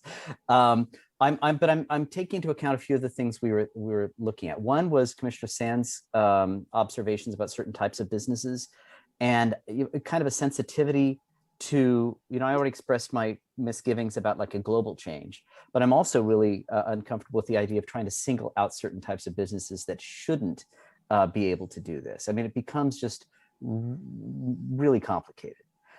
So I guess my point is trying to find a balance between, what is the experience that ultimately retailers like Mr. Hughes would like to sell to customers. And I think if I understood, his initial comments, and if Mr. Hughes, I'll give you a chance to correct me if I'm wrong, but it's basically to enhance the existing experience, basically to secure this thing that they're already trying to sell and make them competitive with somebody like an Amazon. On the other hand, though, looking into the future, and as someone who's been going to downtown my whole life, what do you hear over and over again? Everything's becoming a restaurant, everything's becoming a bar. There's this, on the other hand, there's this idea of, future retailers beyond the ones that are there right now and just trying to enhance that existing experience, who might come in and say, well, really the principal motivator behind our business is going to be alcohol, but we're also going to have some accessory experience that goes along with the alcohol. And that's my longer term concern, where I'm really wary of unintended consequences from something we're trying to do to benefit an existing business, but that by flipping that switch, it's so binary, it becomes something that endangers retailers like Mr. Hughes in the long term, because the clientele that might have been attracted to this social experience becomes turned off by whatever the mix of businesses is 2, 3, 4, 5 years down the road. So Commissioner Sinclair, that's basically what I'm trying to do. Ultimately, again, it's policymakers' decision, but I'm just trying to raise some other possibilities. So first I'll say, Commissioner Sinclair, did I answer your question? Yeah, I appreciate that. Okay, great. I thought it would be worthwhile, just Luke Sinclair, Planning Commissioner, just to expand on it a little bit and note maybe that alternative for the people that get to make the policy. Sure, thanks. And David Carter, Chair. Mr. Hughes, did I misrepresent your position that you gave earlier? Dan Hughes, Sunflower Outdoor and Bike Shop. No, you didn't misrepresent it at all. I would just layer on there that retail, as we know it, is rapidly evolving, and the pandemic put that into overdrive. So I think of an institution like Weaver's at the corner of 9th and Mass, and I think of them in competition with Nordstrom, who has a cafe. And Nordstrom Cafe allows people to come in and shop and then eat lunch and maybe have a glass of wine. And And that's the toolbox that every traditional brick and mortar retailer downtown is fighting against, and Amazon. So we're not looking to upset the apple cart here. We're just looking to make sure that we have every tool available. So. Thank you, Mr. Hughes. David Carter, Chair. I'm happy to entertain more comments, questions from other commissioners, but I just kind of like to frame this in terms of something. I'd ultimately like to turn this toward the City Commission and make them, discuss whatever ultimate policy they want to implement. I personally feel like we've done a pretty decent job of airing concerns on both sides. Ultimately, I'm inclined to just, following along with Commissioner Sinclair's comments, I'm inclined to go ahead and just recommend approval of this, but with the in the staff report to the city, I would just ask that they give appropriate space to the concerns that have been raised in this meeting. And I guess, Jeff, I would just ask, is that something that can be done as part of preparation of the staff report, that during this discussion, the X concerns were raised? Jeff Crick, Planning and Development Services Director. Certainly, we can include a memo that will encapsulate tonight's discussion and kind of bring a synopsis to it. We'll also include a link to the video, so it'll be available too. But we can provide a memo that kind of covers those points discussed. Thank you, Jeff. David Carter, Chair. I do want to give other commissioners an opportunity to share any other concerns, but I'd also entertain a motion one way or the other. Commissioner Carpenter, I think I was just going to call in you anyway. Please go ahead. Jim Carpenter, Planning Commissioner. Mr. Hughes, I heard you say that alcohol is one tax rate, food and retail goods are another tax rate. I understand that. But do you have to keep track of your actual food sales separate from the retail sales for the different licensing agencies? We do, and in our business, Sunflower Outdoor and Bike Shop, Dan Hughes, we do, and in our business, the cafe with the alcohol sales is a completely other point of sale system. It's, to be specific, it's Square. That's the people we use there. All the other retail operations are run through a different point of sale. So it's its own, the cafe is its own walled garden, and we report to the state of Kansas about all of our alcohol sales. Obviously, we have the licenses, we have all that in place, but it doesn't intermingle at all with the retail. If somebody calls and comes in and wants to buy an inner tube and a beer, it's two separate transactions. They have to buy the inner tube through the retail side of things. They have to buy the beer or the coffee or the pastry or the sandwich through the other point of sale. Jim Carpenter, Planning Commissioner. So I think that's where I'm going. So food sales, coffee sales, beer sales are reported completely separately from bikes, tents, backpacks, and all that, correct? Yes, absolutely. There's no commingling. And what the text amendment here is about extending accessory restaurant use into retail. So that would suggest to me that you have to have a separate food sales location to be able to sell the alcohol. Or am I getting that wrong? I guess that's a question to staff. With accessory restaurant that expands into retail, is there a requirement to sell food, or can you simply get a liquor license and sell liquor?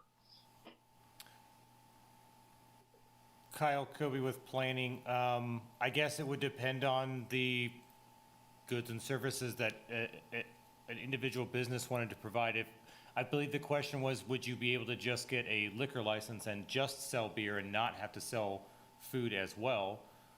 I believe that would be something. I mean, in that case, you would be an accessory bar where if you were selling food and alcohol, you'd be an accessory restaurant, I think is how we would probably classify that. So if Jim Carpenter, Planning Commission, so if we're talking about accessory restaurant, could this text amendment require the combination of food and alcohol sales? and not permit simply alcohol sales. Kyle Kobe with planning. I mean, nothing is occurring to me right now that would prevent us from typing the sentence or sentences out that spelled it out that way. I don't know if there would be a legal issue behind that, or if it would conflict with some other area of the code that I don't know that I could. I don't know. Jim Carter, planning commissioner, couldn't that just be to how the city defines accessory restaurant? I think that's entirely within our purview, isn't it? Kyle Kobe with planning. I'm sorry, I know this has happened several times. I didn't catch all of that. There was a little bit of static right at a key moment. I'm sorry. All right, I guess I'll extend this to Randy since he just popped up and probably has something to add to this. Isn't it within the purview of the city to define accessory restaurant as a requirement of primarily food, and then also could have alcohol associated with that food? Yeah, absolutely, the city could do that. I think the issues that we've had regarding the 45 and 55 and the reasons why there was no separation between retail goods and food at the time was that the tax reports that the city receives doesn't divide it up. We get the tax for alcohol and we get the tax for everything else. So that's the reason we've had difficulties. It's just from that side of separating food from other sales and other things. I know that the clerk's office has that, and that's why it is what it is that currently we don't divide those up into different things. But we can make those definition changes and those things that you suggest. Those could all be put into the city code if the city commission so wanted to do that. Jim Carpenter, planning commissioner. I've traveled a lot and we've seen a lot of combinations around the areas. I know going into a t-shirt shop once in Durango and then walking into a bar. That was quite a surprise. In Texas, we saw a combination bridal shop, gas station, and bar. To Commissioner Sands' question, there's all kinds of combinations out there permitted apparently by local ordinances. I'm just wondering if we could keep our existing ratio of food to alcohol sales by requiring both food and alcohol to be tied together if this wants to go into retail. Because I can't see, say, a small down a t-shirt shop maybe wanting to open up both a cafe and a liquor and a bar or sell beer, which means at least 2 additional regulatory agencies you have to deal with and report to constantly. I mean, this is a big expense to the business on top of everything else.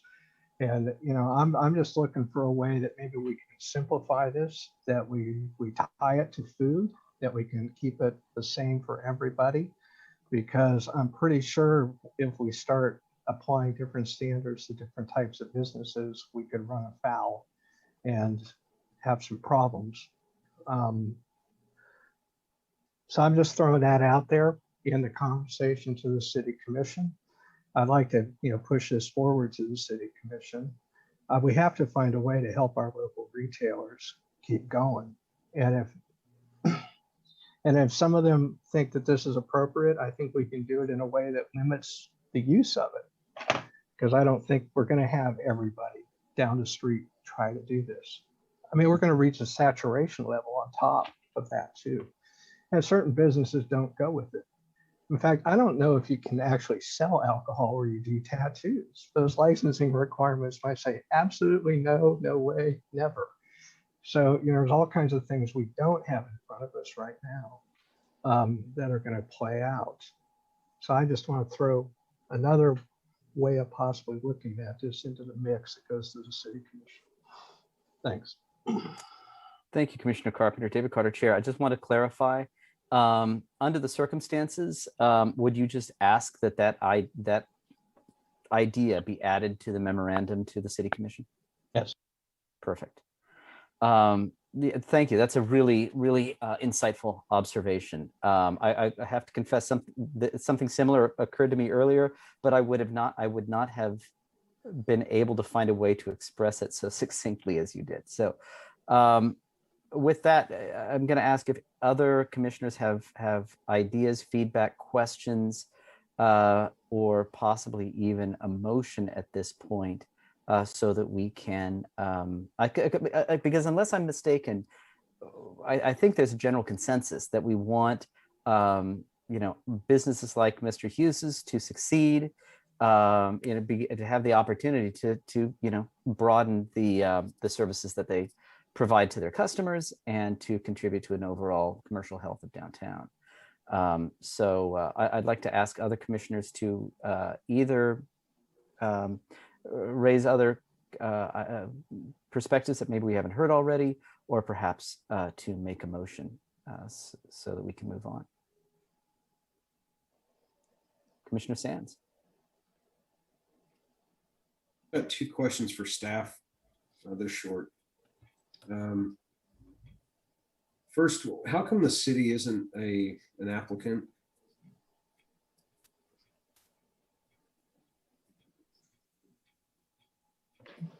Craig, Planning and Development Services Director. Commissioner Sanders, are you referencing the text amendment? Yes. Oh. In the instance, the city commission initiated the text amendment as part of that. And I believe it was at the request of that, when we did the temporary changes to it. But they put in place the temporary regulation. So how come the city's not an applicant or a co-applicant?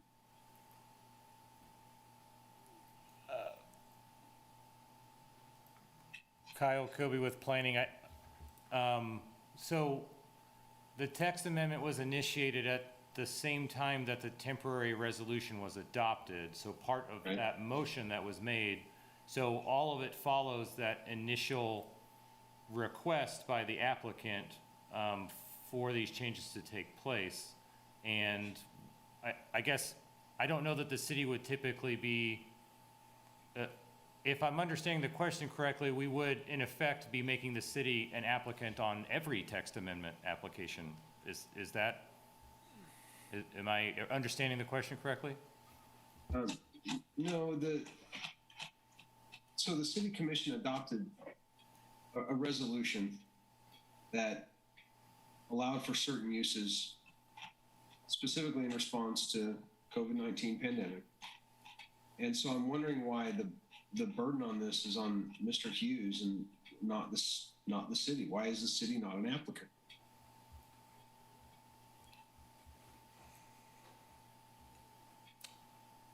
Jeff Craig, Planning and Development Services Director. Typically, when the City Commission initiates a text amendment, or the Planning Commission or the Board of County Commissioners initiates a text amendment, it's to kind of just start that discussion and have that process there, and it's to give the discussion the room to have it. In the instance, I think it's fair to say is that, the City Commission is in many respects an applicant because they've asked for that initiation, or excuse me, they initiated the amendment to go forward, and that it's not typically in the same line as what you would see with a rezoning or a special use permit where there is an applicant coming before you for the same matter. This is more of a legislative look at code and a discussion in respects to that. Okay. And the next question is, as I read through this, what the resolution that the City Commission passed doesn't it, it talks about sidewalk dining. I mean, we all know that this is talking about downtown, but it doesn't say specifically downtown. So it says CD, well, okay, it says CD, community commercial strip, and regional commercial zoning districts. So in that regard, this would make it an accessory use in every other commercial district in the city. Is that right? Kyle Kobe with planning, I think at one point you were discussing the sidewalk dining component of the temporary resolution, but was your question ultimately, are there more districts that the accessory restaurant use is being applied to? Yes. That is correct. It is being, it would amend the land development code to permit accessory restaurant as an accessory use in the CD, CC, CR, and CS zoning districts. So this in effect is going to make permanent where one business has taken the initiative to do an experiment, and other businesses in that resolution it allowed sidewalk dining, which other businesses up and down Mass Street have allowed in our downtown business district, but it makes that change permanent across everything else. So I am struggling to see how this is going to assist or protect our downtown compared to other commercial districts in the city. David Carter, Chair. Commissioner Sands, did you want a response on that last observation? Okay. I think that's an important distinction. I'm glad you raised that because it was a question that I should have asked whether this was a measure that was proposed exclusively for downtown. I mean, just to take a step back, I think there are a couple of different things that we're looking at here. One is the commercial health of downtown, and the other, kind of to the root of what Mr. Hughes raised in his comments, is the health of bricks and mortar retail. And they're not the same thing, but they're they overlap. But you're right, they're not the same thing. I'd like to ask if any other commissioners have any concerns about that distinction.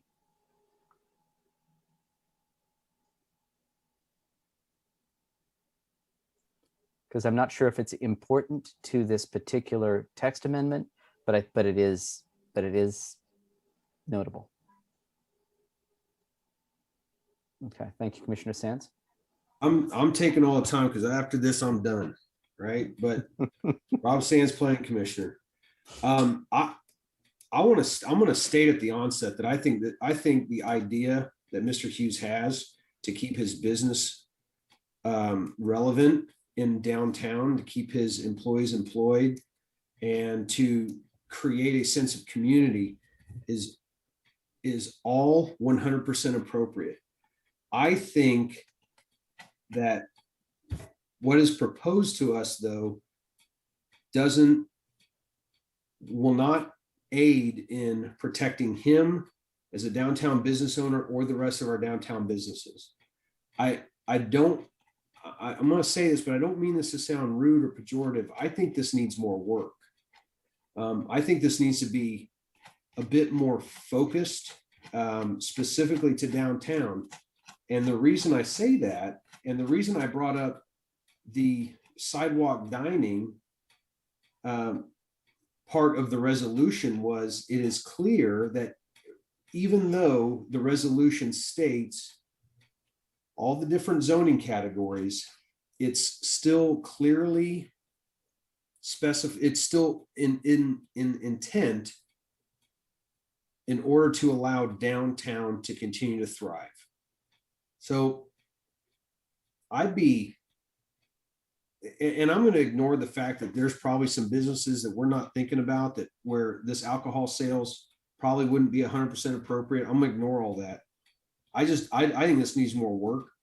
I think the proposal to say 45% of sales as compared to the sales of everything else is fine, is wholly appropriate in the confines of the downtown business district. Because when I look at businesses like art galleries, I think it would be very appropriate to enjoy a glass of wine while you peruse an art gallery to purchase something. Getting your nails done, getting your hair done, getting pedicures. There are environments in which enjoying an adult beverage enhances the experience. My concern is I don't think what is proposed to us sufficiently answers that question.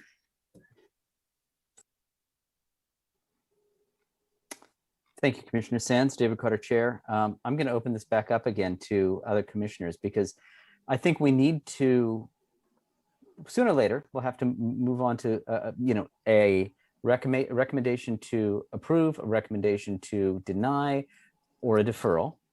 I'd rather not defer. I'll express my personal preference is to approve with notes for the commission, city commission to consider, but I respect Commissioner Sands's position on this. Other commissioners, Commissioner Shanklin.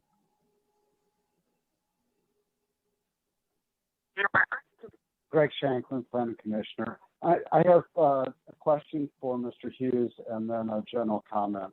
The question for Mr. Hughes is, are you at all concerned about your competitors, either downtown or let's say Dick's Sporting Goods or the Trek Shop out on Iowa, opening up, a little cafe that may serve beer from time to time?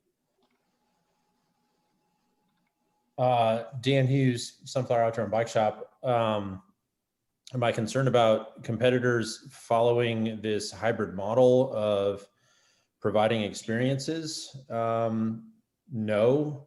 I feel like the future of retail is less about selling actual goods that could be purchased someplace else and more about selling experiences. And if I'm being metaphysical, I feel like for 50 years, Sunflower has sold experiences. The pair of boots is really just a means to an end to the walk in the woods, or the bike is just a vehicle to get you on the trail. So really what we're doing with providing a coffee in the morning or a sandwich at lunch or a beer after the ride is just codifying what really has already been happening in the space, which is that people want to congregate there. They want to hang out with their community and envision their next adventure and then talk about their most recent adventure. So do I worry about other people doing the same thing? No. Do I feel like they should sell some food to go along with it? Yes, I do. That's what we envisioned our cafe to be. Was when we launched the thing, the idea was, man, we're not even gonna get close to 55-45 on the percentages. We're gonna sell 80-20 food to everything else, 90-10. It was just only when the city came back and said, no, you've got to overcome all of that alcohol sales with you got to overcome everything else with food. That just made it untenable. So a lower percentage, yeah, we're absolutely in we would love to discuss that. But to your question, no, I would welcome other retailers to think about what the future of retail and what the future of downtown is. And, the downtown master plan draft calls for experiential based retail in the downtown footprint. That's what this is. That's what the future of retail is. Merely transactional retail where you buy something for a price that has no community. And that's what we're trying to achieve is community. Okay, thank you. Just my follow-up, Commissioner Shanklin again. To Commissioner Ashworth's observation about the conspicuous absence of other public commentary here, I think is relevant. We're doing a lot of speculation in this conversation without sufficient data. Whether we think about limiting in terms of quantity of alcohol sales or the geographic location of those sales, we're speculating that it is within the business model of retailers downtown or elsewhere to devote a very scarce resource, their space that they're currently devoting to inventory or the provision of services, to selling food or alcohol. And I think they'll only do that when, first of all, the initial barriers to entry, as Commissioner Carpenter pointed out, are perceived to be ones that they can surmount. And I think we're doing a lot of speculation about something that's not going to happen. Thanks. Thank you, Commissioner Shanklin. David Carter, Chair. Other commissioners wish to speak out on this? Again, I think we've got different scenarios here for how we move forward. I think generally we don't broadly disagree with the overall initiative, unless I've misread people's comments. I think Commissioner Sands raises, I think we've got three different kind of points that need to be articulated in any communication to the City Commission. One is the thought of lowering the percentage from 45 to something possibly considerably lower. I proposed somewhere between 10 and 25%. Another is Commissioner Carpenter's idea of requiring that any sales of alcohol be combined with sales of food, and then possibly you don't even have to change the 55-45 break. And then the third is Commissioner Sands' observation about distinguishing between downtown and other districts around the city. I'm going to return one more time to our advisory role, and I'm not sure if it's up to us to make specific recommendations, but I'm open to any other commissioners' perspectives.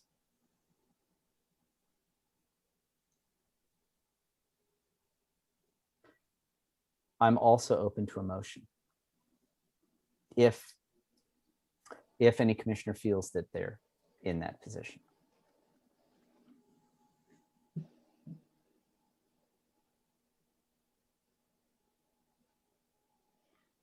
I'm also a friend of uncomfortable silences. You have to enjoy that part of being the chair. Jim Carpenter, Planning Commission. Yes, thank you, Commissioner Carpenter. Commissioner Sinclair. Luke Sinclair, Planning Commissioner. Mr. Chair, should someone just make a motion and we can kind of get the temperature of the commission as a result? I mean, I think that I would be highly amenable to something like that. I'm happy to fall on the sword. Then I would make a motion that we forward the proposed amendment to the City of Lawrence Land Development Code, Articles 4, 5, and 17 pertaining to the regulation of alcohol sales and associated uses to the Lawrence City Commission with a recommendation for approval. Thank you, Commissioner Sinclair. And just as a point of order, forgive me, I'm going to ask Jeff, everything that we talked about articulating observations in the memorandum, That doesn't need to be part of the motion. That's something that will just be part of the staff report. Jeff Craig, Planning and Development Services Director. Correct. We would just include that as the discussion points in the item as part of that goes up there. Part of the amendment does require that the commission can submit in writing some of the details to us. So we would just put that into the memorandum as information for the body to consider. Thank you, Jeff. David Carter, Chair. Given Commissioner Sinclair's motion, do I have a second? Commissioner Sands, is that a second? Thank you. Do we have any further discussion? All right, Jeff, could I ask you to read the roll, please? Oh, I'm sorry. Commissioner Sands, another point? Last one.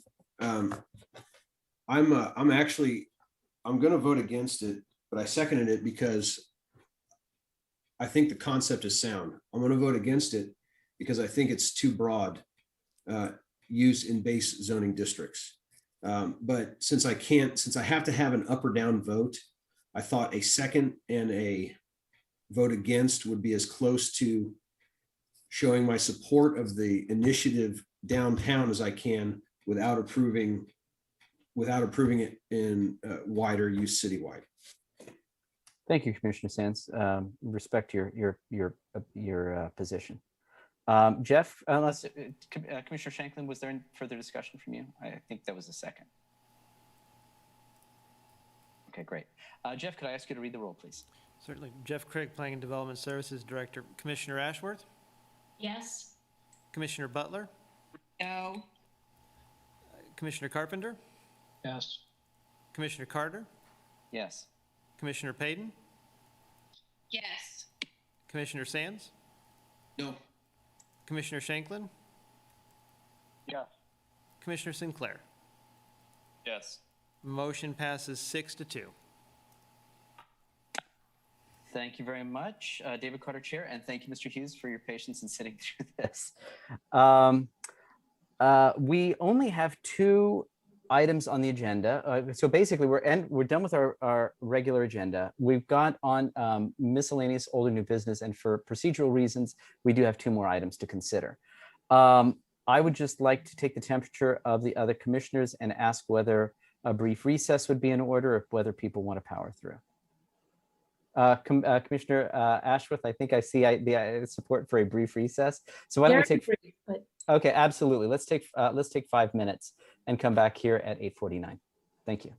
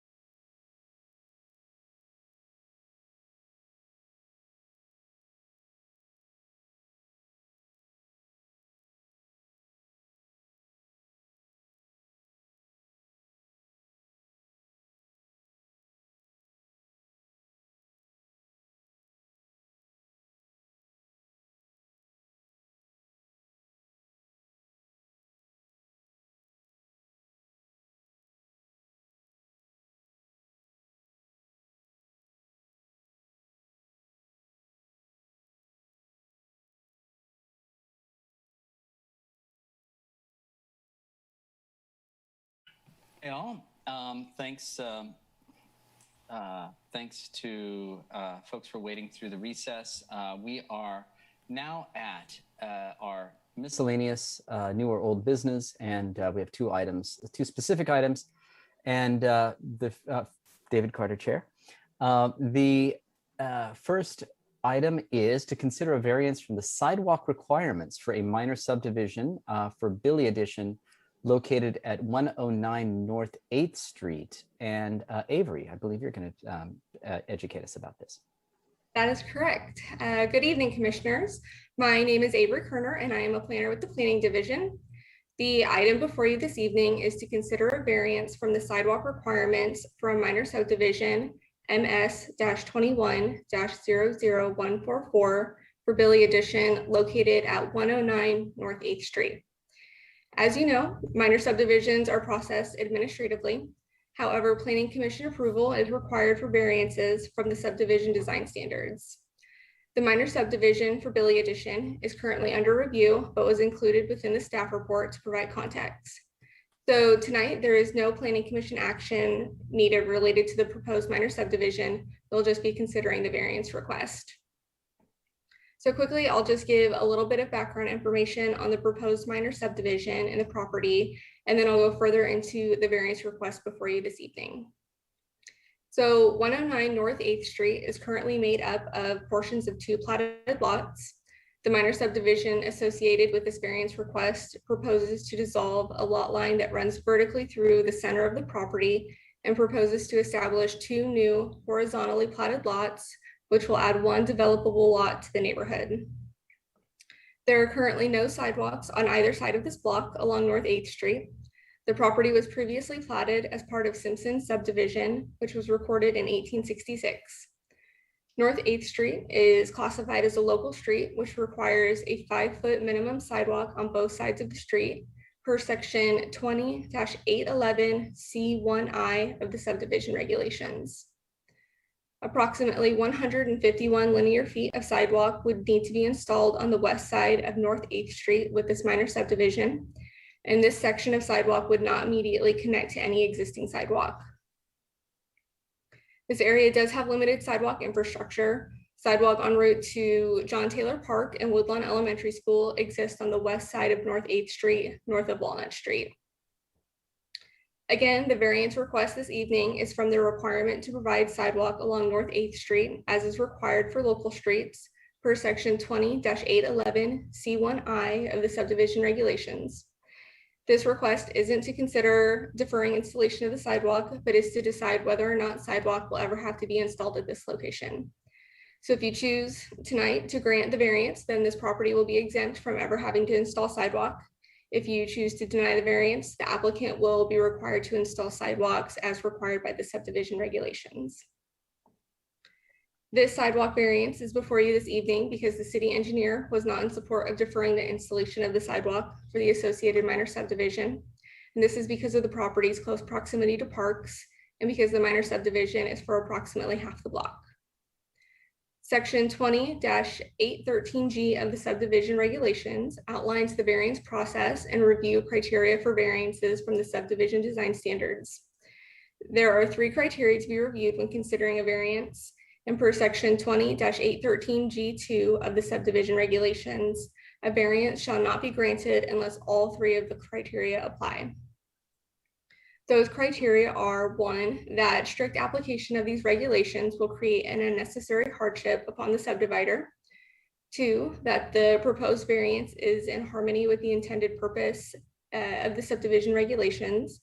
And 3, that the public health, safety, and welfare will be protected. In reviewing criteria 1, staff was of the opinion that the requirement to install sidewalk at this location on the west side of North 8th Street does not constitute an unnecessary hardship.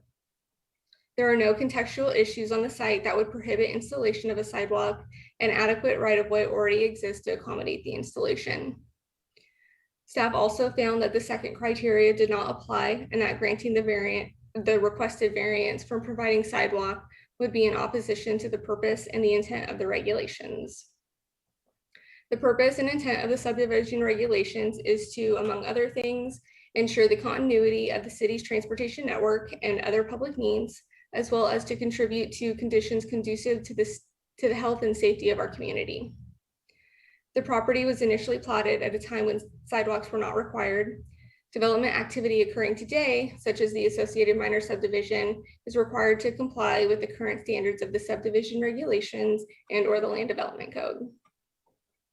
Should any of the surrounding properties develop in a way that requires further platting action, those developments will trigger the same sidewalk requirement, and this development activity is what enables the gaps in sidewalks to be filled in over time, thus fulfilling the sidewalk requirements for both sides of the street.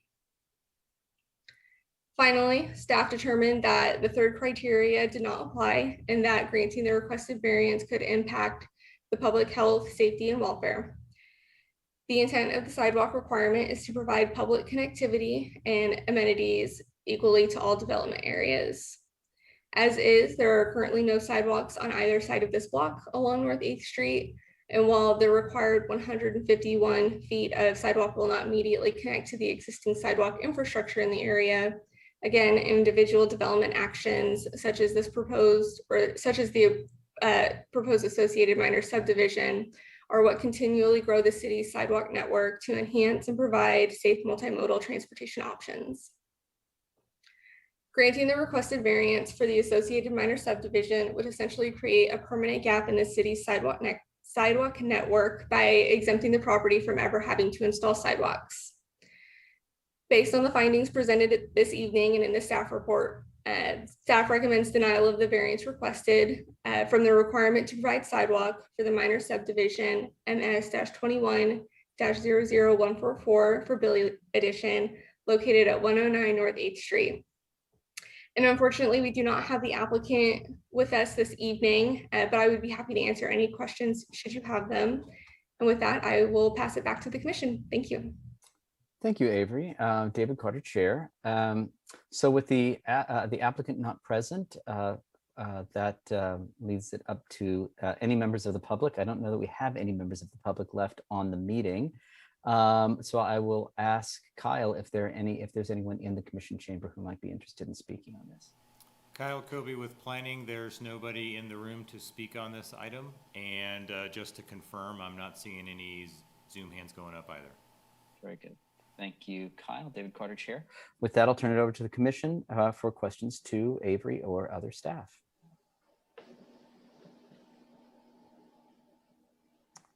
I have lots of questions. And there are questions that come to mind as someone who voted to to recommend denial of a variance just a few weeks ago. So I'm looking at the map on, let's see if I get this right.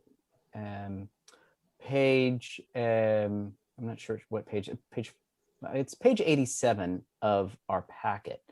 And it shows, it's got two maps. There's safe routes to school, and there's also the priority, the pedestrian priority network, and then missing sidewalks along those networks. And if I'm not mistaken, I think you mentioned, Avery, there are very few sidewalks in the area. And can you tell me if there are any sidewalks at all within 2 or 3 blocks of this property?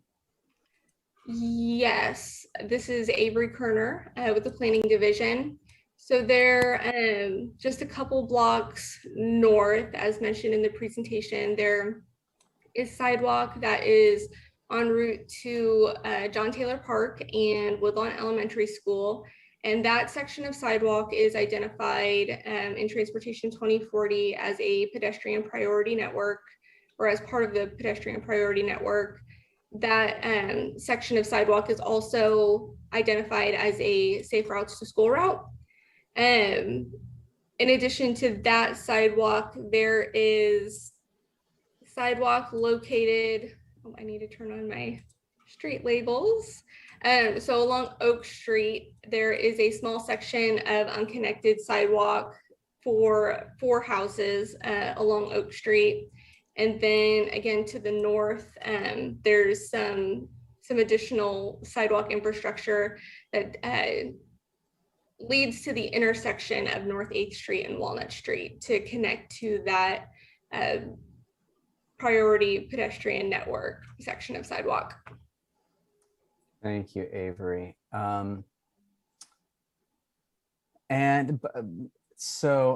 But anywhere on the same, but David Carter Chair, anywhere on the same block, there's no sidewalk. Anywhere on the next block, there's no sidewalk. The closest I see are the ones you've mentioned, which are at least a block or more away. And the property itself is not on either safe routes to school or the pedestrian priority network. Is that correct? This is Avery Kerner with the Planning Division. That is correct. This section, the 151-foot section of required sidewalk, would not have either designation. Okay, thank you, David Carter Chair. I do have other questions, but I'll open it up to other commissioners who might have some. Commissioner Sinclair. Avery, do you know when the section of sidewalk between Elm and Walnut, sort of on the west side of 8th Street, was put in?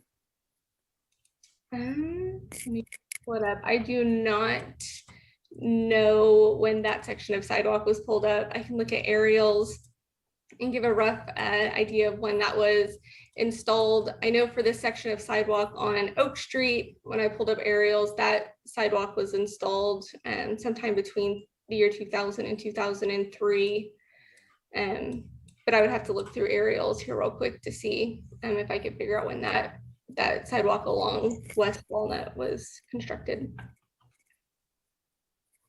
I guess Luke Sinclair, Planning Commissioner, as a follow-up, are there ways to know the circumstances under which those types of sidewalks were put into place? I'm thinking about I keep looking at the 8th Street one just because it, well, I was going to say it terminates at Walnut, but I guess then it goes across 8th and then east on Walnut. I mean, were those put in under similar circumstances that properties were, subdivided or something like that and had to install sidewalks, or would those have been installed in some other context? So again, this is Avery Kerner with the Planning Division. I did not look up the history on the sidewalk installed along Walnut Street. For the sidewalk on Oak Street, I tried to look it up. I did not find that it was installed in association with a minor subdivision. That property is still platted as part of the original Simpson subdivision. I also did not find any record of building permits, though I suspect that the sidewalk was likely installed as a requirement or in association with the building permit. Jeff Crick, Planning and Development Services Director. Commissioner Sinclair, to your question on Oak Street, the sidewalk there would have been constructed in relation to the development of the houses as part of its item there. And if I may ask, just to confirm I have the right spec here, your other segment was the north side of Walnut between 8th and what is Caw Court, is that correct? Luke Sinclair, Planning Commissioner. Yeah, that stretch, and then the one on 8th Street between Walnut and Elm. Okay. I guess that's sort of like, half of a square worth is what I was curious about. Sure. So the segment, Jeff Crick, Planning and Development Services, the segment between North 8th Street and what is Caw Court used to be related to a trailer park development that was there, and there was a sidewalk that connected it going into that intersection. So it had been there for quite a long time. I'm not sure I could say it's related to a specific development pattern or if it was just an amenity that was added as part of that one. The segment between Walnut Street and Elm Street is a long existing sidewalk that has been present in North Lawrence. Thank you, Jeff. David Carter, Chair. Commissioner Sinclair, do you have any follow-up questions? Luke Sinclair, Planning Commissioner. I don't, just trying to get a lay of the land, so to speak, on some of these sidewalks that are further away. Certainly. Commissioner Payton, it looks like you've got a question. I think so, maybe at this point. It's really just a comment, and it may be the only thing I really share. It's because I feel like these variance requests come up a lot, and maybe not in this particular case, but so often the gaps we have are because of inconsistent sidewalk policy in Lawrence. You know, some for a while we had them on both sides, then one side, then for a time in the, I think it was the 50s, we had it on neither side. Wasn't required in some subdivisions at all. And that's, I feel like, a lot of how we've gotten into this. When I was on the pedestrian bicycle issues task force, sidewalks were one of the big topics. And I still think it's interesting. I mean, when the Transportation Commission was formed, one of the things that really people were trying to get a grasp on was this particular issue, because Lawrence had so many gaps along networks that we really needed sidewalks. And some of those gaps were because of situations like this, where people felt bad because there were no sidewalks, and so a variance was granted. But I feel like in a lot of our issues and our sidewalk gaps, and people needing a place to walk, maybe not in the road, this is the only way we can get it done. That's hard when I think it does sometimes, it is a bit daunting, and I know it is very expensive for a homeowner to put it in, which is another topic that we tried to conquer in the pedestrian bicycle issues task force. And I don't think it ever was or still is resolved, as far as like who the best person, or whether the city or property owner, exactly how that should play out, without going into detail on everything that was considered to fix some of these gaps, or to address some of the economic concerns for people who couldn't afford to install sidewalks. But I just see from all those conversations that I think for this, ideally, we would just be consistent. And consistency means if a sidewalk is required there, we have them put a sidewalk there. I think that's it for now. Thank you, Commissioner Payton. David Carter, Chair. Other commissioners? Commissioner Carpenter. Jim Carpenter, Planning Commissioner. I've heard some of my words come back to haunt me tonight. The problem with the variance is that you never have to build a sidewalk. And this spot, which leads right up to the access road to the Riverfront Park up there, it should have a sidewalk someday. But this is going to be we're going to force a landowner to build a long, isolated section of sidewalk that nobody's going to walk on. Everybody's going to walk in the street, just like they have for years and years and years. I live on a street. One in front of my house, we have sidewalks on both sides of the street. The other side, we have no sidewalks, and we have ditches and a small old road. And, people want to keep it that way, but we want to figure out a way that we can share the road with cars and pedestrians at the same time. And North Lawrence is a lot like that. Big sections in North Lawrence are still ditch, and they like it like that. And people walk in the streets, even where there are sidewalks up on Oak Street. I've walked up through there. People walk in the street. They don't go up onto the little length of sidewalk and then come back out into the street. So, what we're doing is, because sidewalks are considered part of our public transportation network, however, the entire burden is on the individual property owner to build and maintain them. We have a problem that's not been resolved, and it's been going on for a long time, and it's been part of city commission races, and it will be again, I'm sure, because there's a perceived unfairness in this. This person's going to have to build a sidewalk, but nobody around them is going to have to build a sidewalk. They're going to have to go out and shovel snow on a sidewalk nobody uses, so they're going to get a citation. I mean, these things are crazy. However, I can't vote for a variance that says you never have to build a sidewalk. And I just wish there was a way that we could say, look, you have to build a sidewalk, but it doesn't make sense to build a sidewalk right now.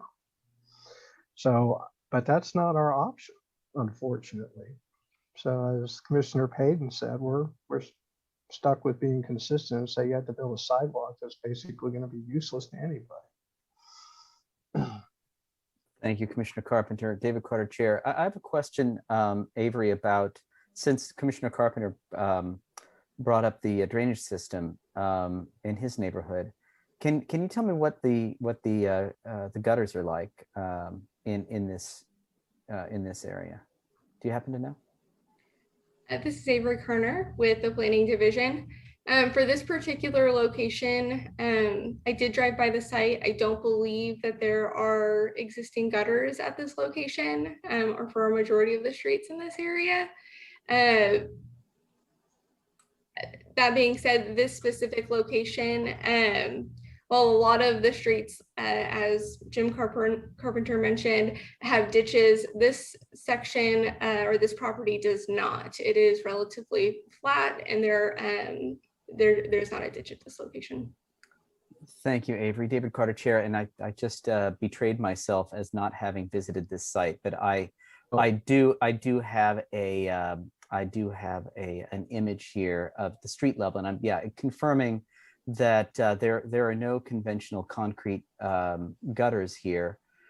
And Commissioner Carpenter reminds me of growing up in the 2200 block of Barker Avenue, where as when I was a kid, we had no gutters and no sidewalks. And I'm wondering about our discretion here. Commissioner Carpenter, you've brought up a good point about what the measure before us allows us to do.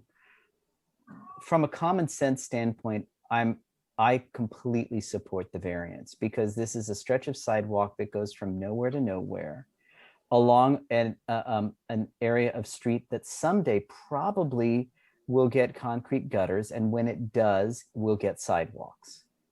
I saw that expression. I can't read body language, but I can read faces.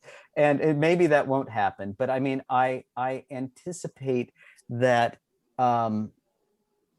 it seems to me that sidewalks in North Lawrence, in this area, ought to be part of either major subdivisions or as part of a capital improvement plan. And Commissioner Payton, I'm sure you want to say something in response to my observations. So please go ahead. I would just say that if it does get curb and gutter, I don't feel like consistently in Lawrence they've also put in sidewalks, and that would be the concern. And so I guess I feel like if we were able to make some request that I guess I understand. Part of my hang up now that I'm thinking about it more is I don't think we should grant a variance request, but it's possible no other sidewalk will go in for 20 years or maybe 30 years. I don't know. And then the issue with that is that sidewalk may very well be in poor shape by then or whatever. So it's kind of frustrating, but I just really wanted to say that I have not found that when, at least historically, the things that we looked at on pedestrian coalition, I don't think there's a precedent for when curb and gutters go in, sidewalks go in also. So there should be, maybe. Yeah, thank you, Commissioner Payton. David Carter, Chair. That surprises me because I would expect that they would go together. When you're making those sort of massive changes to the infrastructure, that when you're installing one, it seems obvious you would install the other. But I think we're getting to a point that I'm speculating. Commissioner Sands, you'd like to say something? One question for staff and then a comment afterwards is curbing and guttering is part of stormwater mitigation. So if there's no subterranean stormwater movement, would necessarily curbing and guttering go into a neighborhood that didn't already have stormwater mitigation? Jeff Craig, Planning and Development. Services Director. It's a little situational dependent because typically the curb and gutter doesn't always put water into storm sewers. It may try to move it towards regional detention areas or other items. So it may not, but I could also see a situation where the curb and gutter just moves the water to a regional detention availability. Knowing the levee and the configuration of the stormwater in North Lawrence, it very likely is it would try to move it to one of the lift stations to push it out beyond the levee would be my hunch at the moment. Okay, I mean, it's a bit wonky, but I mean, if we're gonna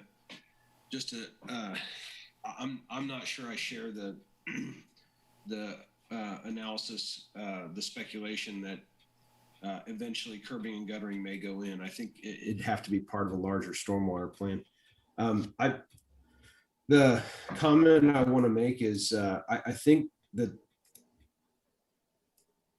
when we're talking about 200 feet of sidewalk that doesn't connect to anything else, and a yard of concrete's costing about $120 just for and that's if you're lucky. That's $120 just for the materials. That doesn't include any of the labor. It seems like an unnecessary burden, and I understand, as I did understand in April when we were talking about a similar variance.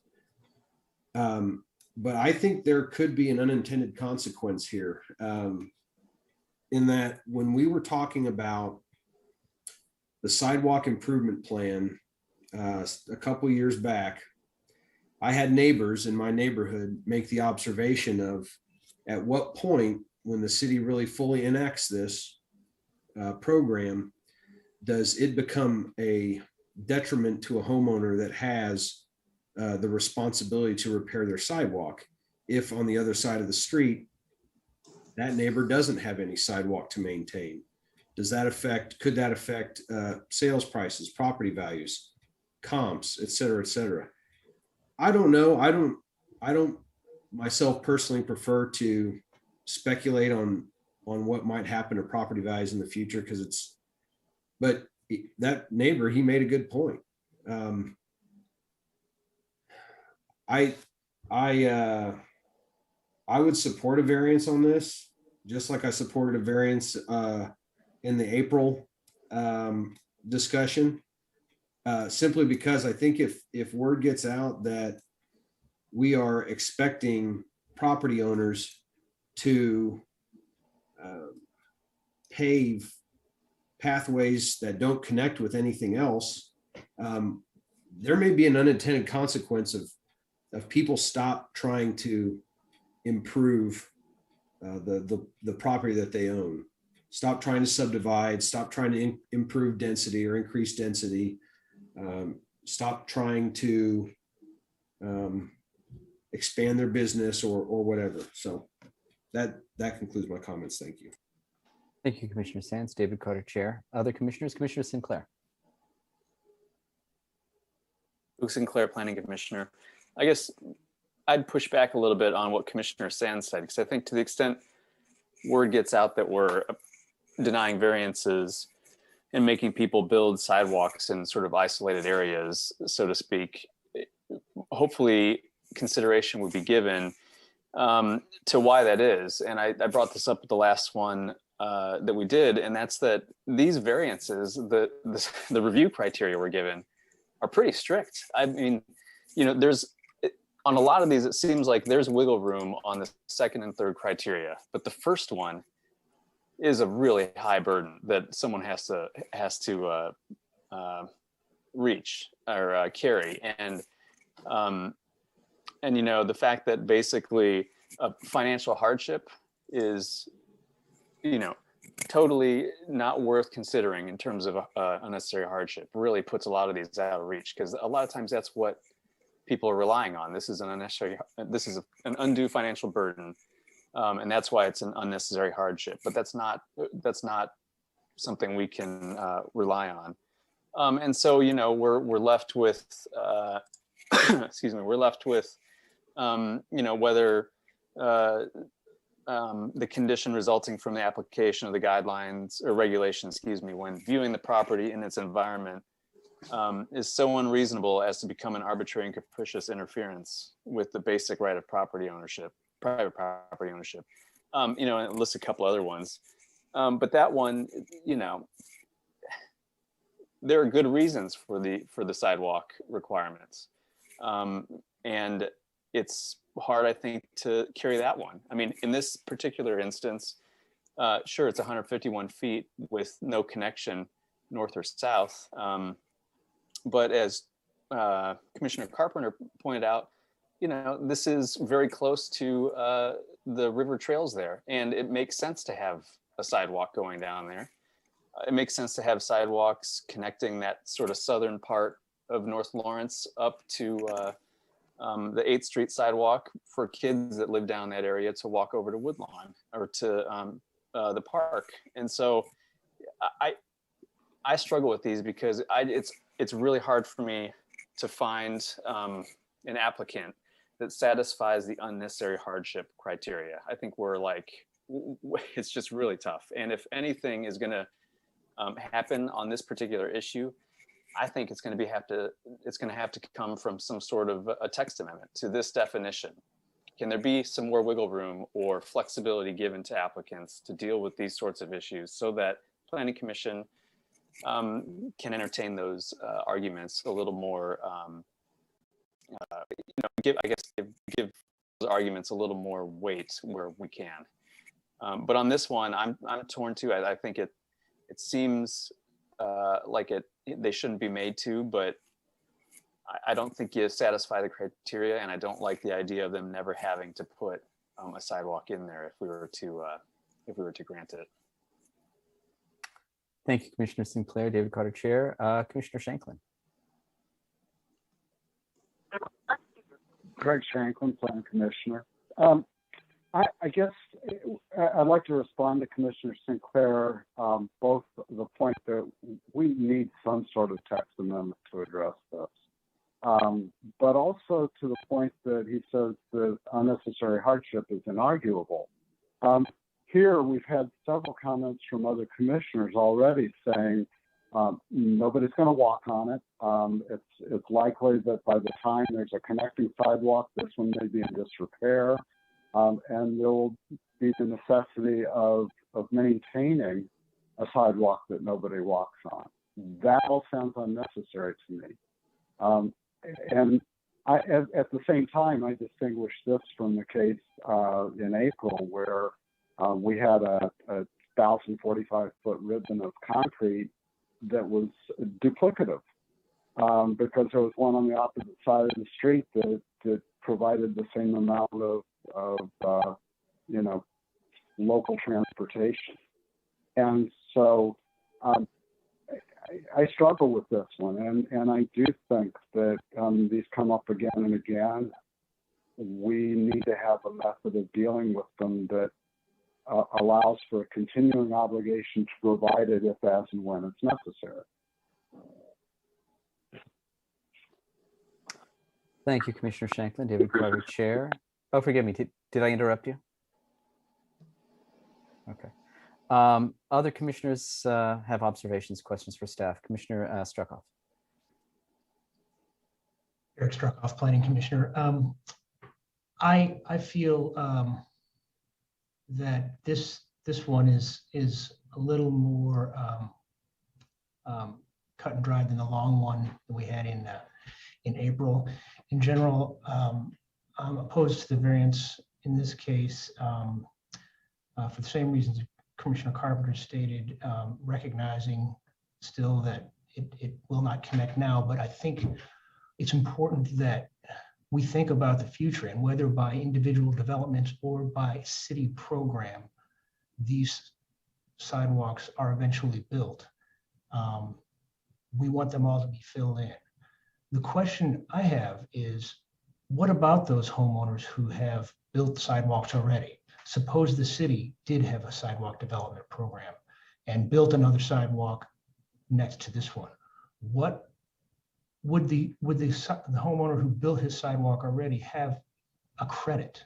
Or because we do ask applicants to agree not to contest the future formation of a benefit district. Would we have something like that? Could we have something like that in reverse? That's just a topic for discussion when we think about the idea of a text amendment or some other ordinance discussion down the road. In this case, I'm not inclined to grant the variance. Thank you, Commissioner Struckoff. David Carter, Chair. Commissioner Payton, you wanted to say something. I didn't think I was on the fence on this, and I still don't think I am. But I think that what's so difficult about these requests is I always feel like I wish our sidewalk policy that we chose to go with was a little different, at least in how we deal with things like this, like gaps in neighborhoods with no sidewalks whatsoever, which really is not as clear as it should be. So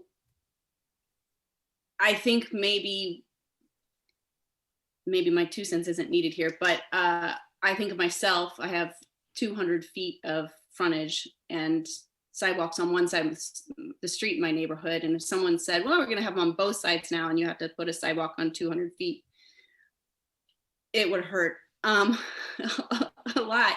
And for some people, it's not feasible at all. And so I do run into that. But I also know that I don't have a sidewalk, will probably never need to get one, and I don't pay for them.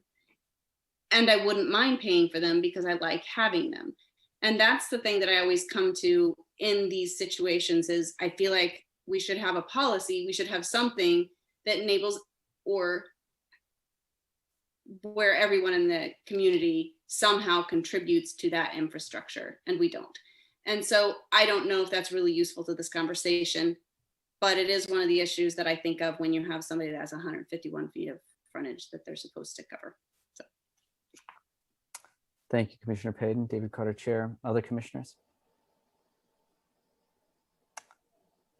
Yeah, I've stated my point of view. In principle, I'm fully in support of the policy of expanding the sidewalk network.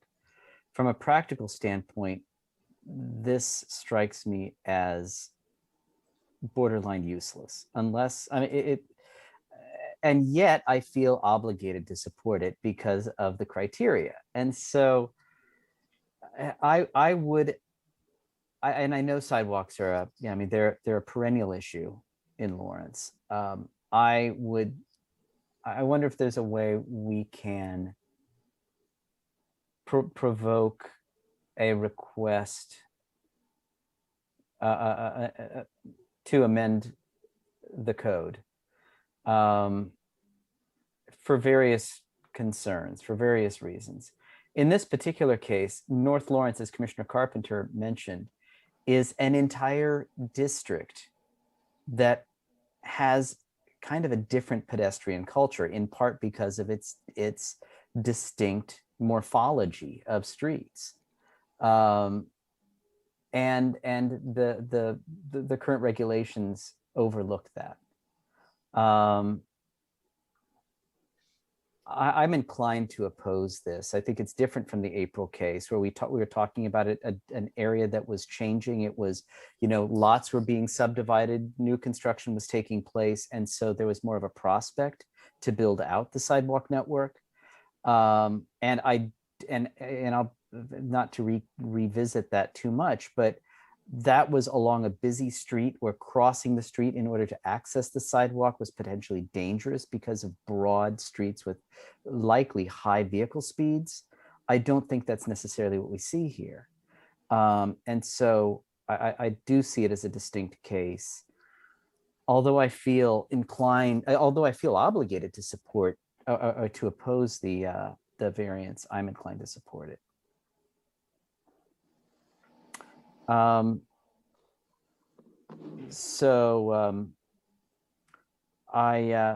invite comments from other commissioners. I feel like we probably all have somewhat mixed feelings about this, but from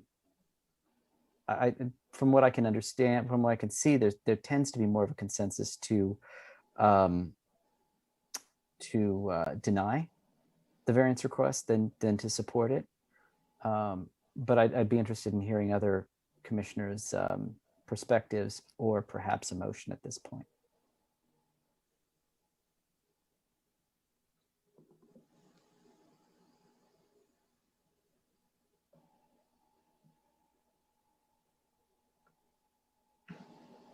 This is not must-see TV for sure.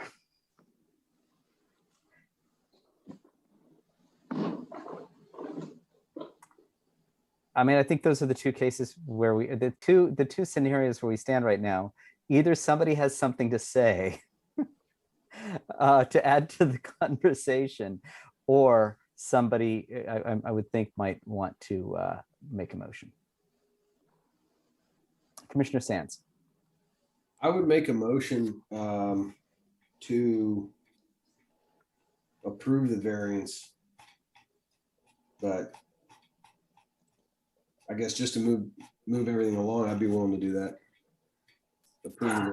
David Carter, Chair, I think that's a legitimate point, because where we stand right now, it's going to be one way or the other. And we saw this on Monday. Depending on the vote, if it fails, then we'll have to go the other direction. So I would approve. I mean, I think that makes sense, and I'd like to know if anybody has a second. Rob saying, "Oh, do you want me to make the motion?" If you forgive me, you haven't made the motion. Yeah, please. It's getting late. Apologize. Please, yeah, Commissioner Sands, if you're inclined, I'd invite a motion. Yeah, Rob Sands, Planning Commissioner. I move to approve a variance to provide sidewalk on both sides of North 8th Street adjacent to the property as required for local streets per section 20-811C1I of the subdivision regulations as part of the lot split located on the west side of North 8th Street. Thank you, Commissioner Sands. Jeff Craig, Planning Development Services, a point of order to Commissioner Sands on that one. The motion was to discharge the sidewalk on both sides of the street. Did you mean to just be on this property? Yes, but I'm sorry, I read the wrong one. Oh, okay. Both sides. Sorry, we will make sure. Okay, so it was to discharge on the property in question. Yes, sorry. Okay. Thank you. Thank you, Commissioner Sands. David Carter. Chair, do I have a second?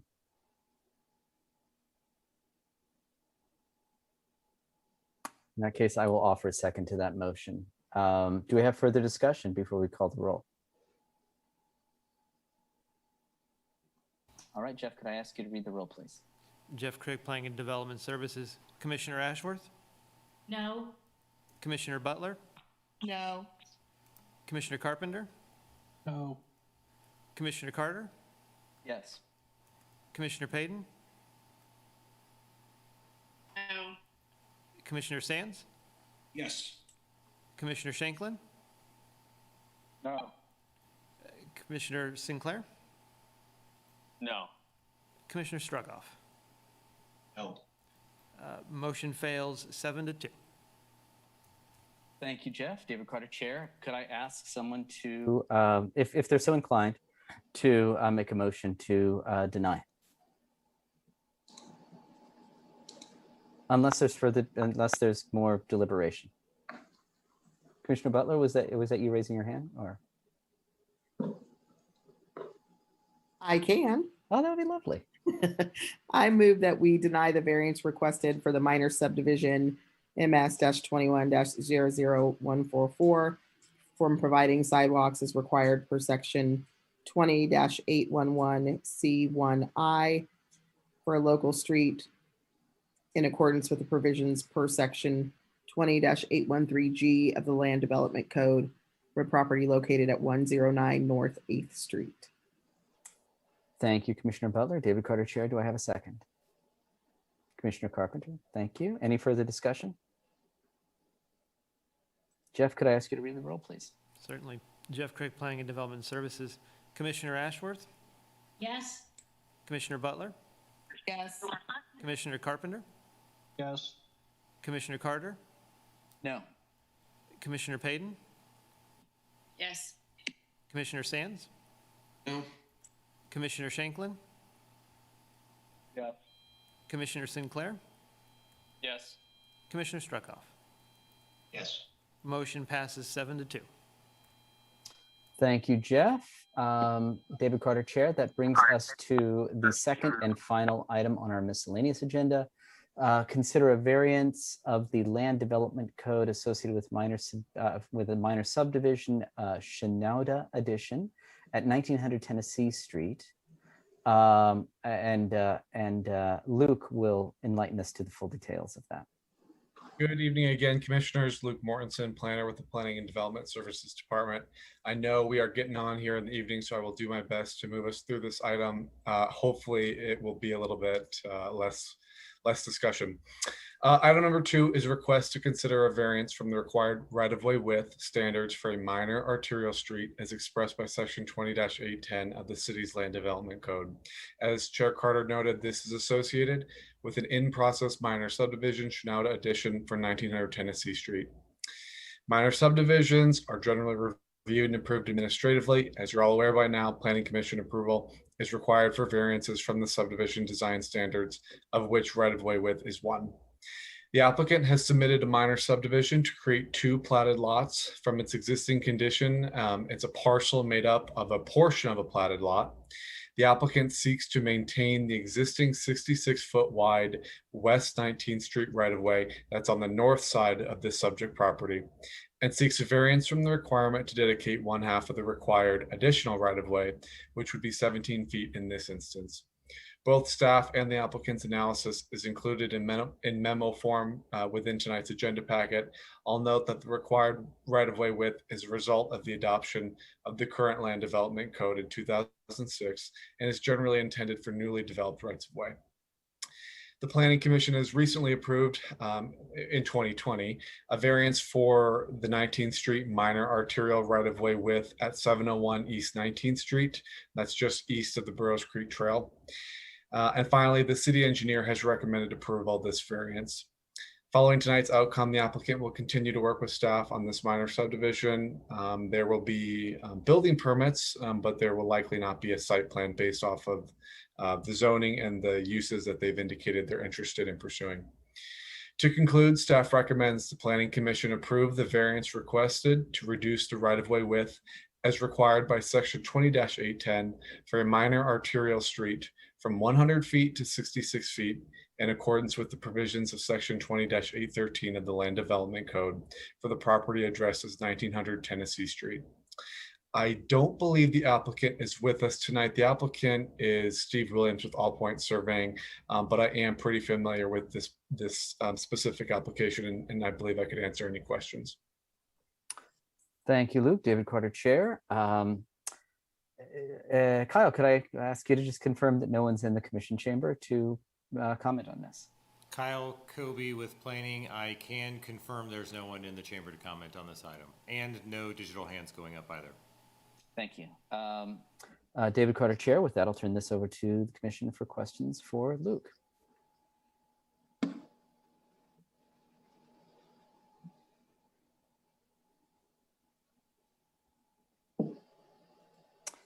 Luke, I guess, oh yeah, Commissioner Struckoff, please. Eric Struckoff, Planning Commissioner. This is a question for Luke. Luke, what's the required setback on the 19th Street side of these lots? Yep, so the properties are zoned RS5, and based off of the subject property's orientation, it's going to kind of run longer east-west, and the adjacent property to the east also kind of oriented longer east-west. The exterior side setback along West 19th Street would be 10 feet for a principal structure. Thank you. And if I may follow up, Mr. Chair. Oh, please, Commissioner Struckoff, go ahead. Eric Struckoff, Planning Commissioner. Luke, my second question was, well, I just want to make an observation that in this corridor, there are buildings very close to the rights of way, and I believe that numerous variances have been granted in this rather narrow corridor. I believe that Tennessee Street in that location is 4 lanes wide, including the turn lane, and 2 eastbound lanes and 1 westbound lane. It's my hope that as this corridor develops, particularly east of this area, that special attention will be given to a complete street solution for the entire corridor between Venture Park and Naismith, such that the bicycle facilities in particular and sidewalks all along will be maintained continuously in that corridor. That's a goal of the future bikeways plan from days long gone. But that's hard work, not within our purview tonight, but I did want to just make the observation that there are some very tight rights of way here. There are many close setbacks. And we are proposing to open the street up. We already have, in fact, with the clinic out at the fairgrounds, the east end of 19th Street. We do need a complete street solution for this entire corridor, and I hope one can be developed. But I am generally in support of this variance request. Thank you, Commissioner Struckoff. David Carter, Chair. Other questions from commissioners?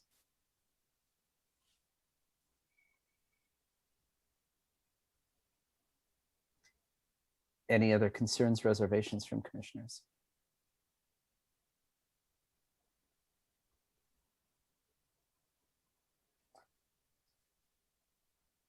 Any motions from commissioners? Commissioner Struckoff. Eric Struckoff, Planning Commissioner. I'd be happy to make a motion, Mr. Chair. If you would, thank you. I move that we approve the variance request for minor subdivision MS 21-00065 to reduce the right of way from 100 to 66 feet for property located at 1900 Tennessee Street. Thank you, Commissioner Struckoff. David Carter, Chair. Do I have a second? Commissioner Sands, thank you. Any further discussion? Jeff, could I ask you to read the roll?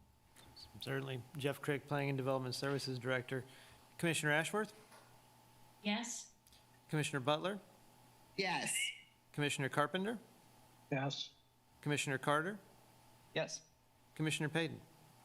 Yes. Commissioner Sands? Yes. Commissioner Shanklin? Yes. Commissioner Sinclair? Yes. Commissioner Struckoff? Yes. Motion passes 9-0.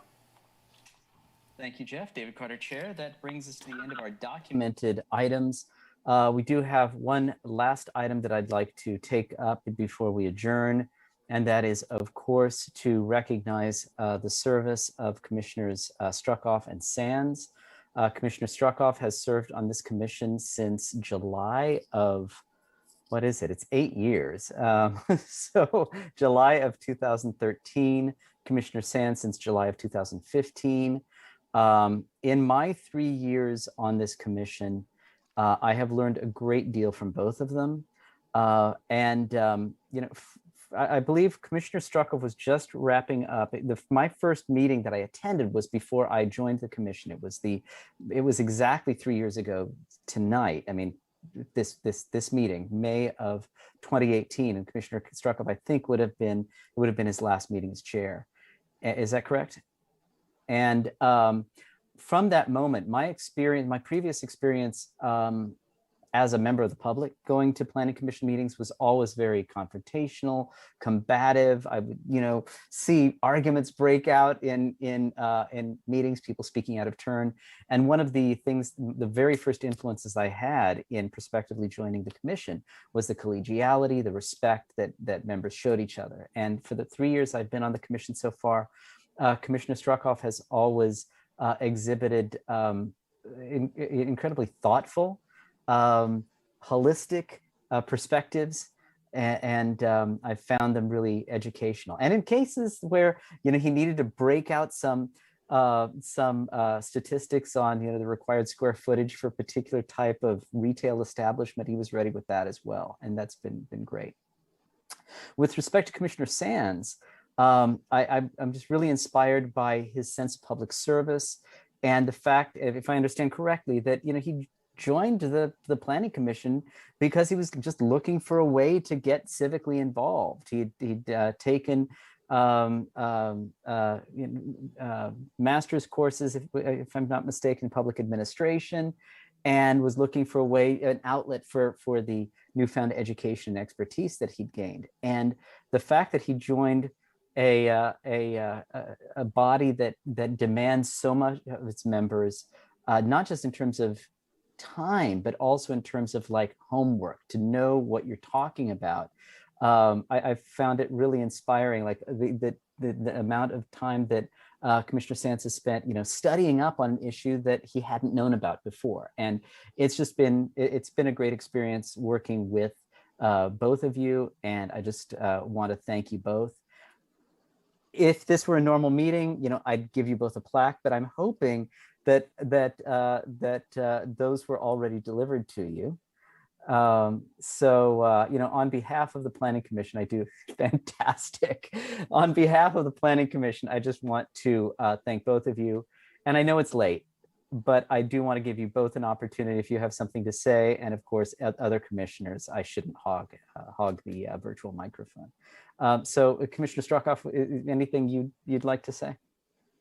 I'd like to thank each of you for your collegiality and service to this commission and to the city. The atmosphere, Chair Carter, that you described was inculcated by the chairs who preceded me, and thankfully carried on by those who followed me. So I'd like to recognize those who influenced me, and I'd also like to give a special recognition to Commissioner Karen Willey, who's not here tonight, but who led us through our new development code process so ably. She deserved a great deal of credit for that process, which I am very, very proud of for this whole commission.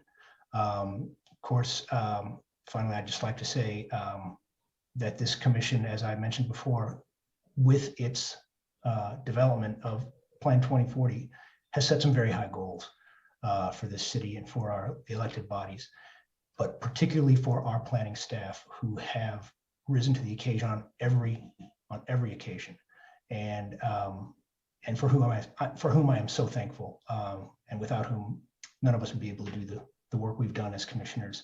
So I do want to give a very special thank you to everybody in the planning staff who've made this this all possible, to do the service that I've done. Thanks. Thank you, Commissioner Struckhoff. David Carter, Chair. Commissioner Sands, anything you'd like to say? Oh, absolutely. I always like to talk. Rob Sands, Planning Commissioner. First, I want to thank the staff.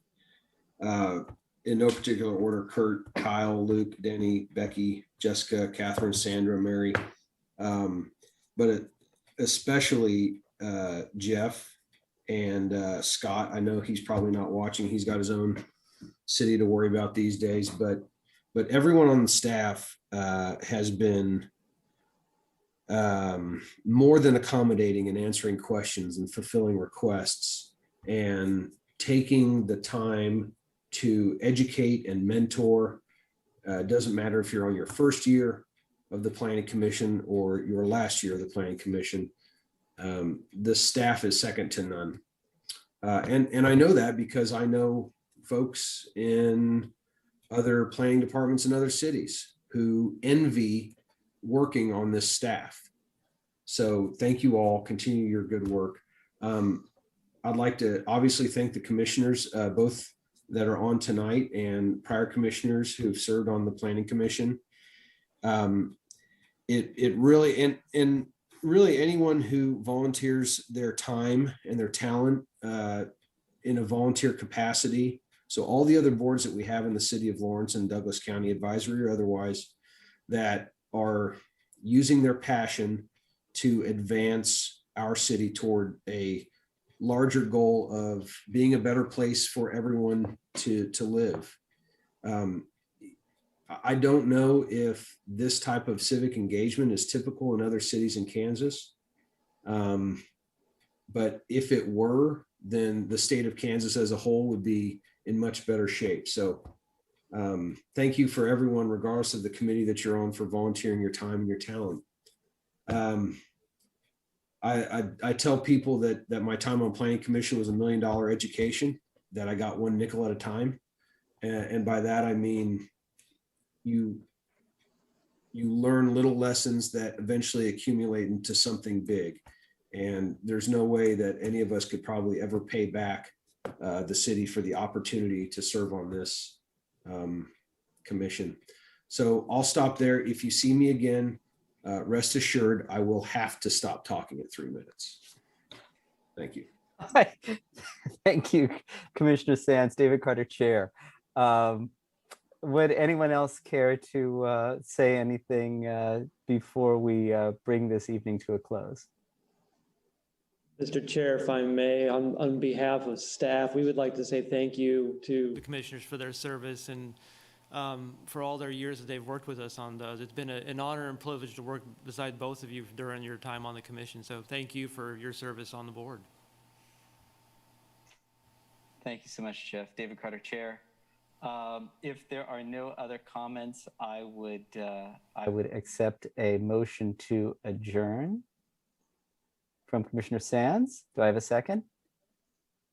From Commissioner Struckoff, very appropriate. Jeff, could I ask you to read the roll, please? Jeff Crick, Planning and Development Services. Commissioner Ashworth, Yes. Commissioner Butler, Yes. Commissioner Carpenter, Yes. Commissioner Carter, Yes. Commissioner Payton, Yes. Commissioner Sands, Yes. Commissioner Shanklin, Yes. Commissioner Sinclair, Yes. Commissioner Struckoff. Yes. Motion passes 9-0. Thank you, Jeff. David Carter, Chair, over. Talk to you next month. Bye all.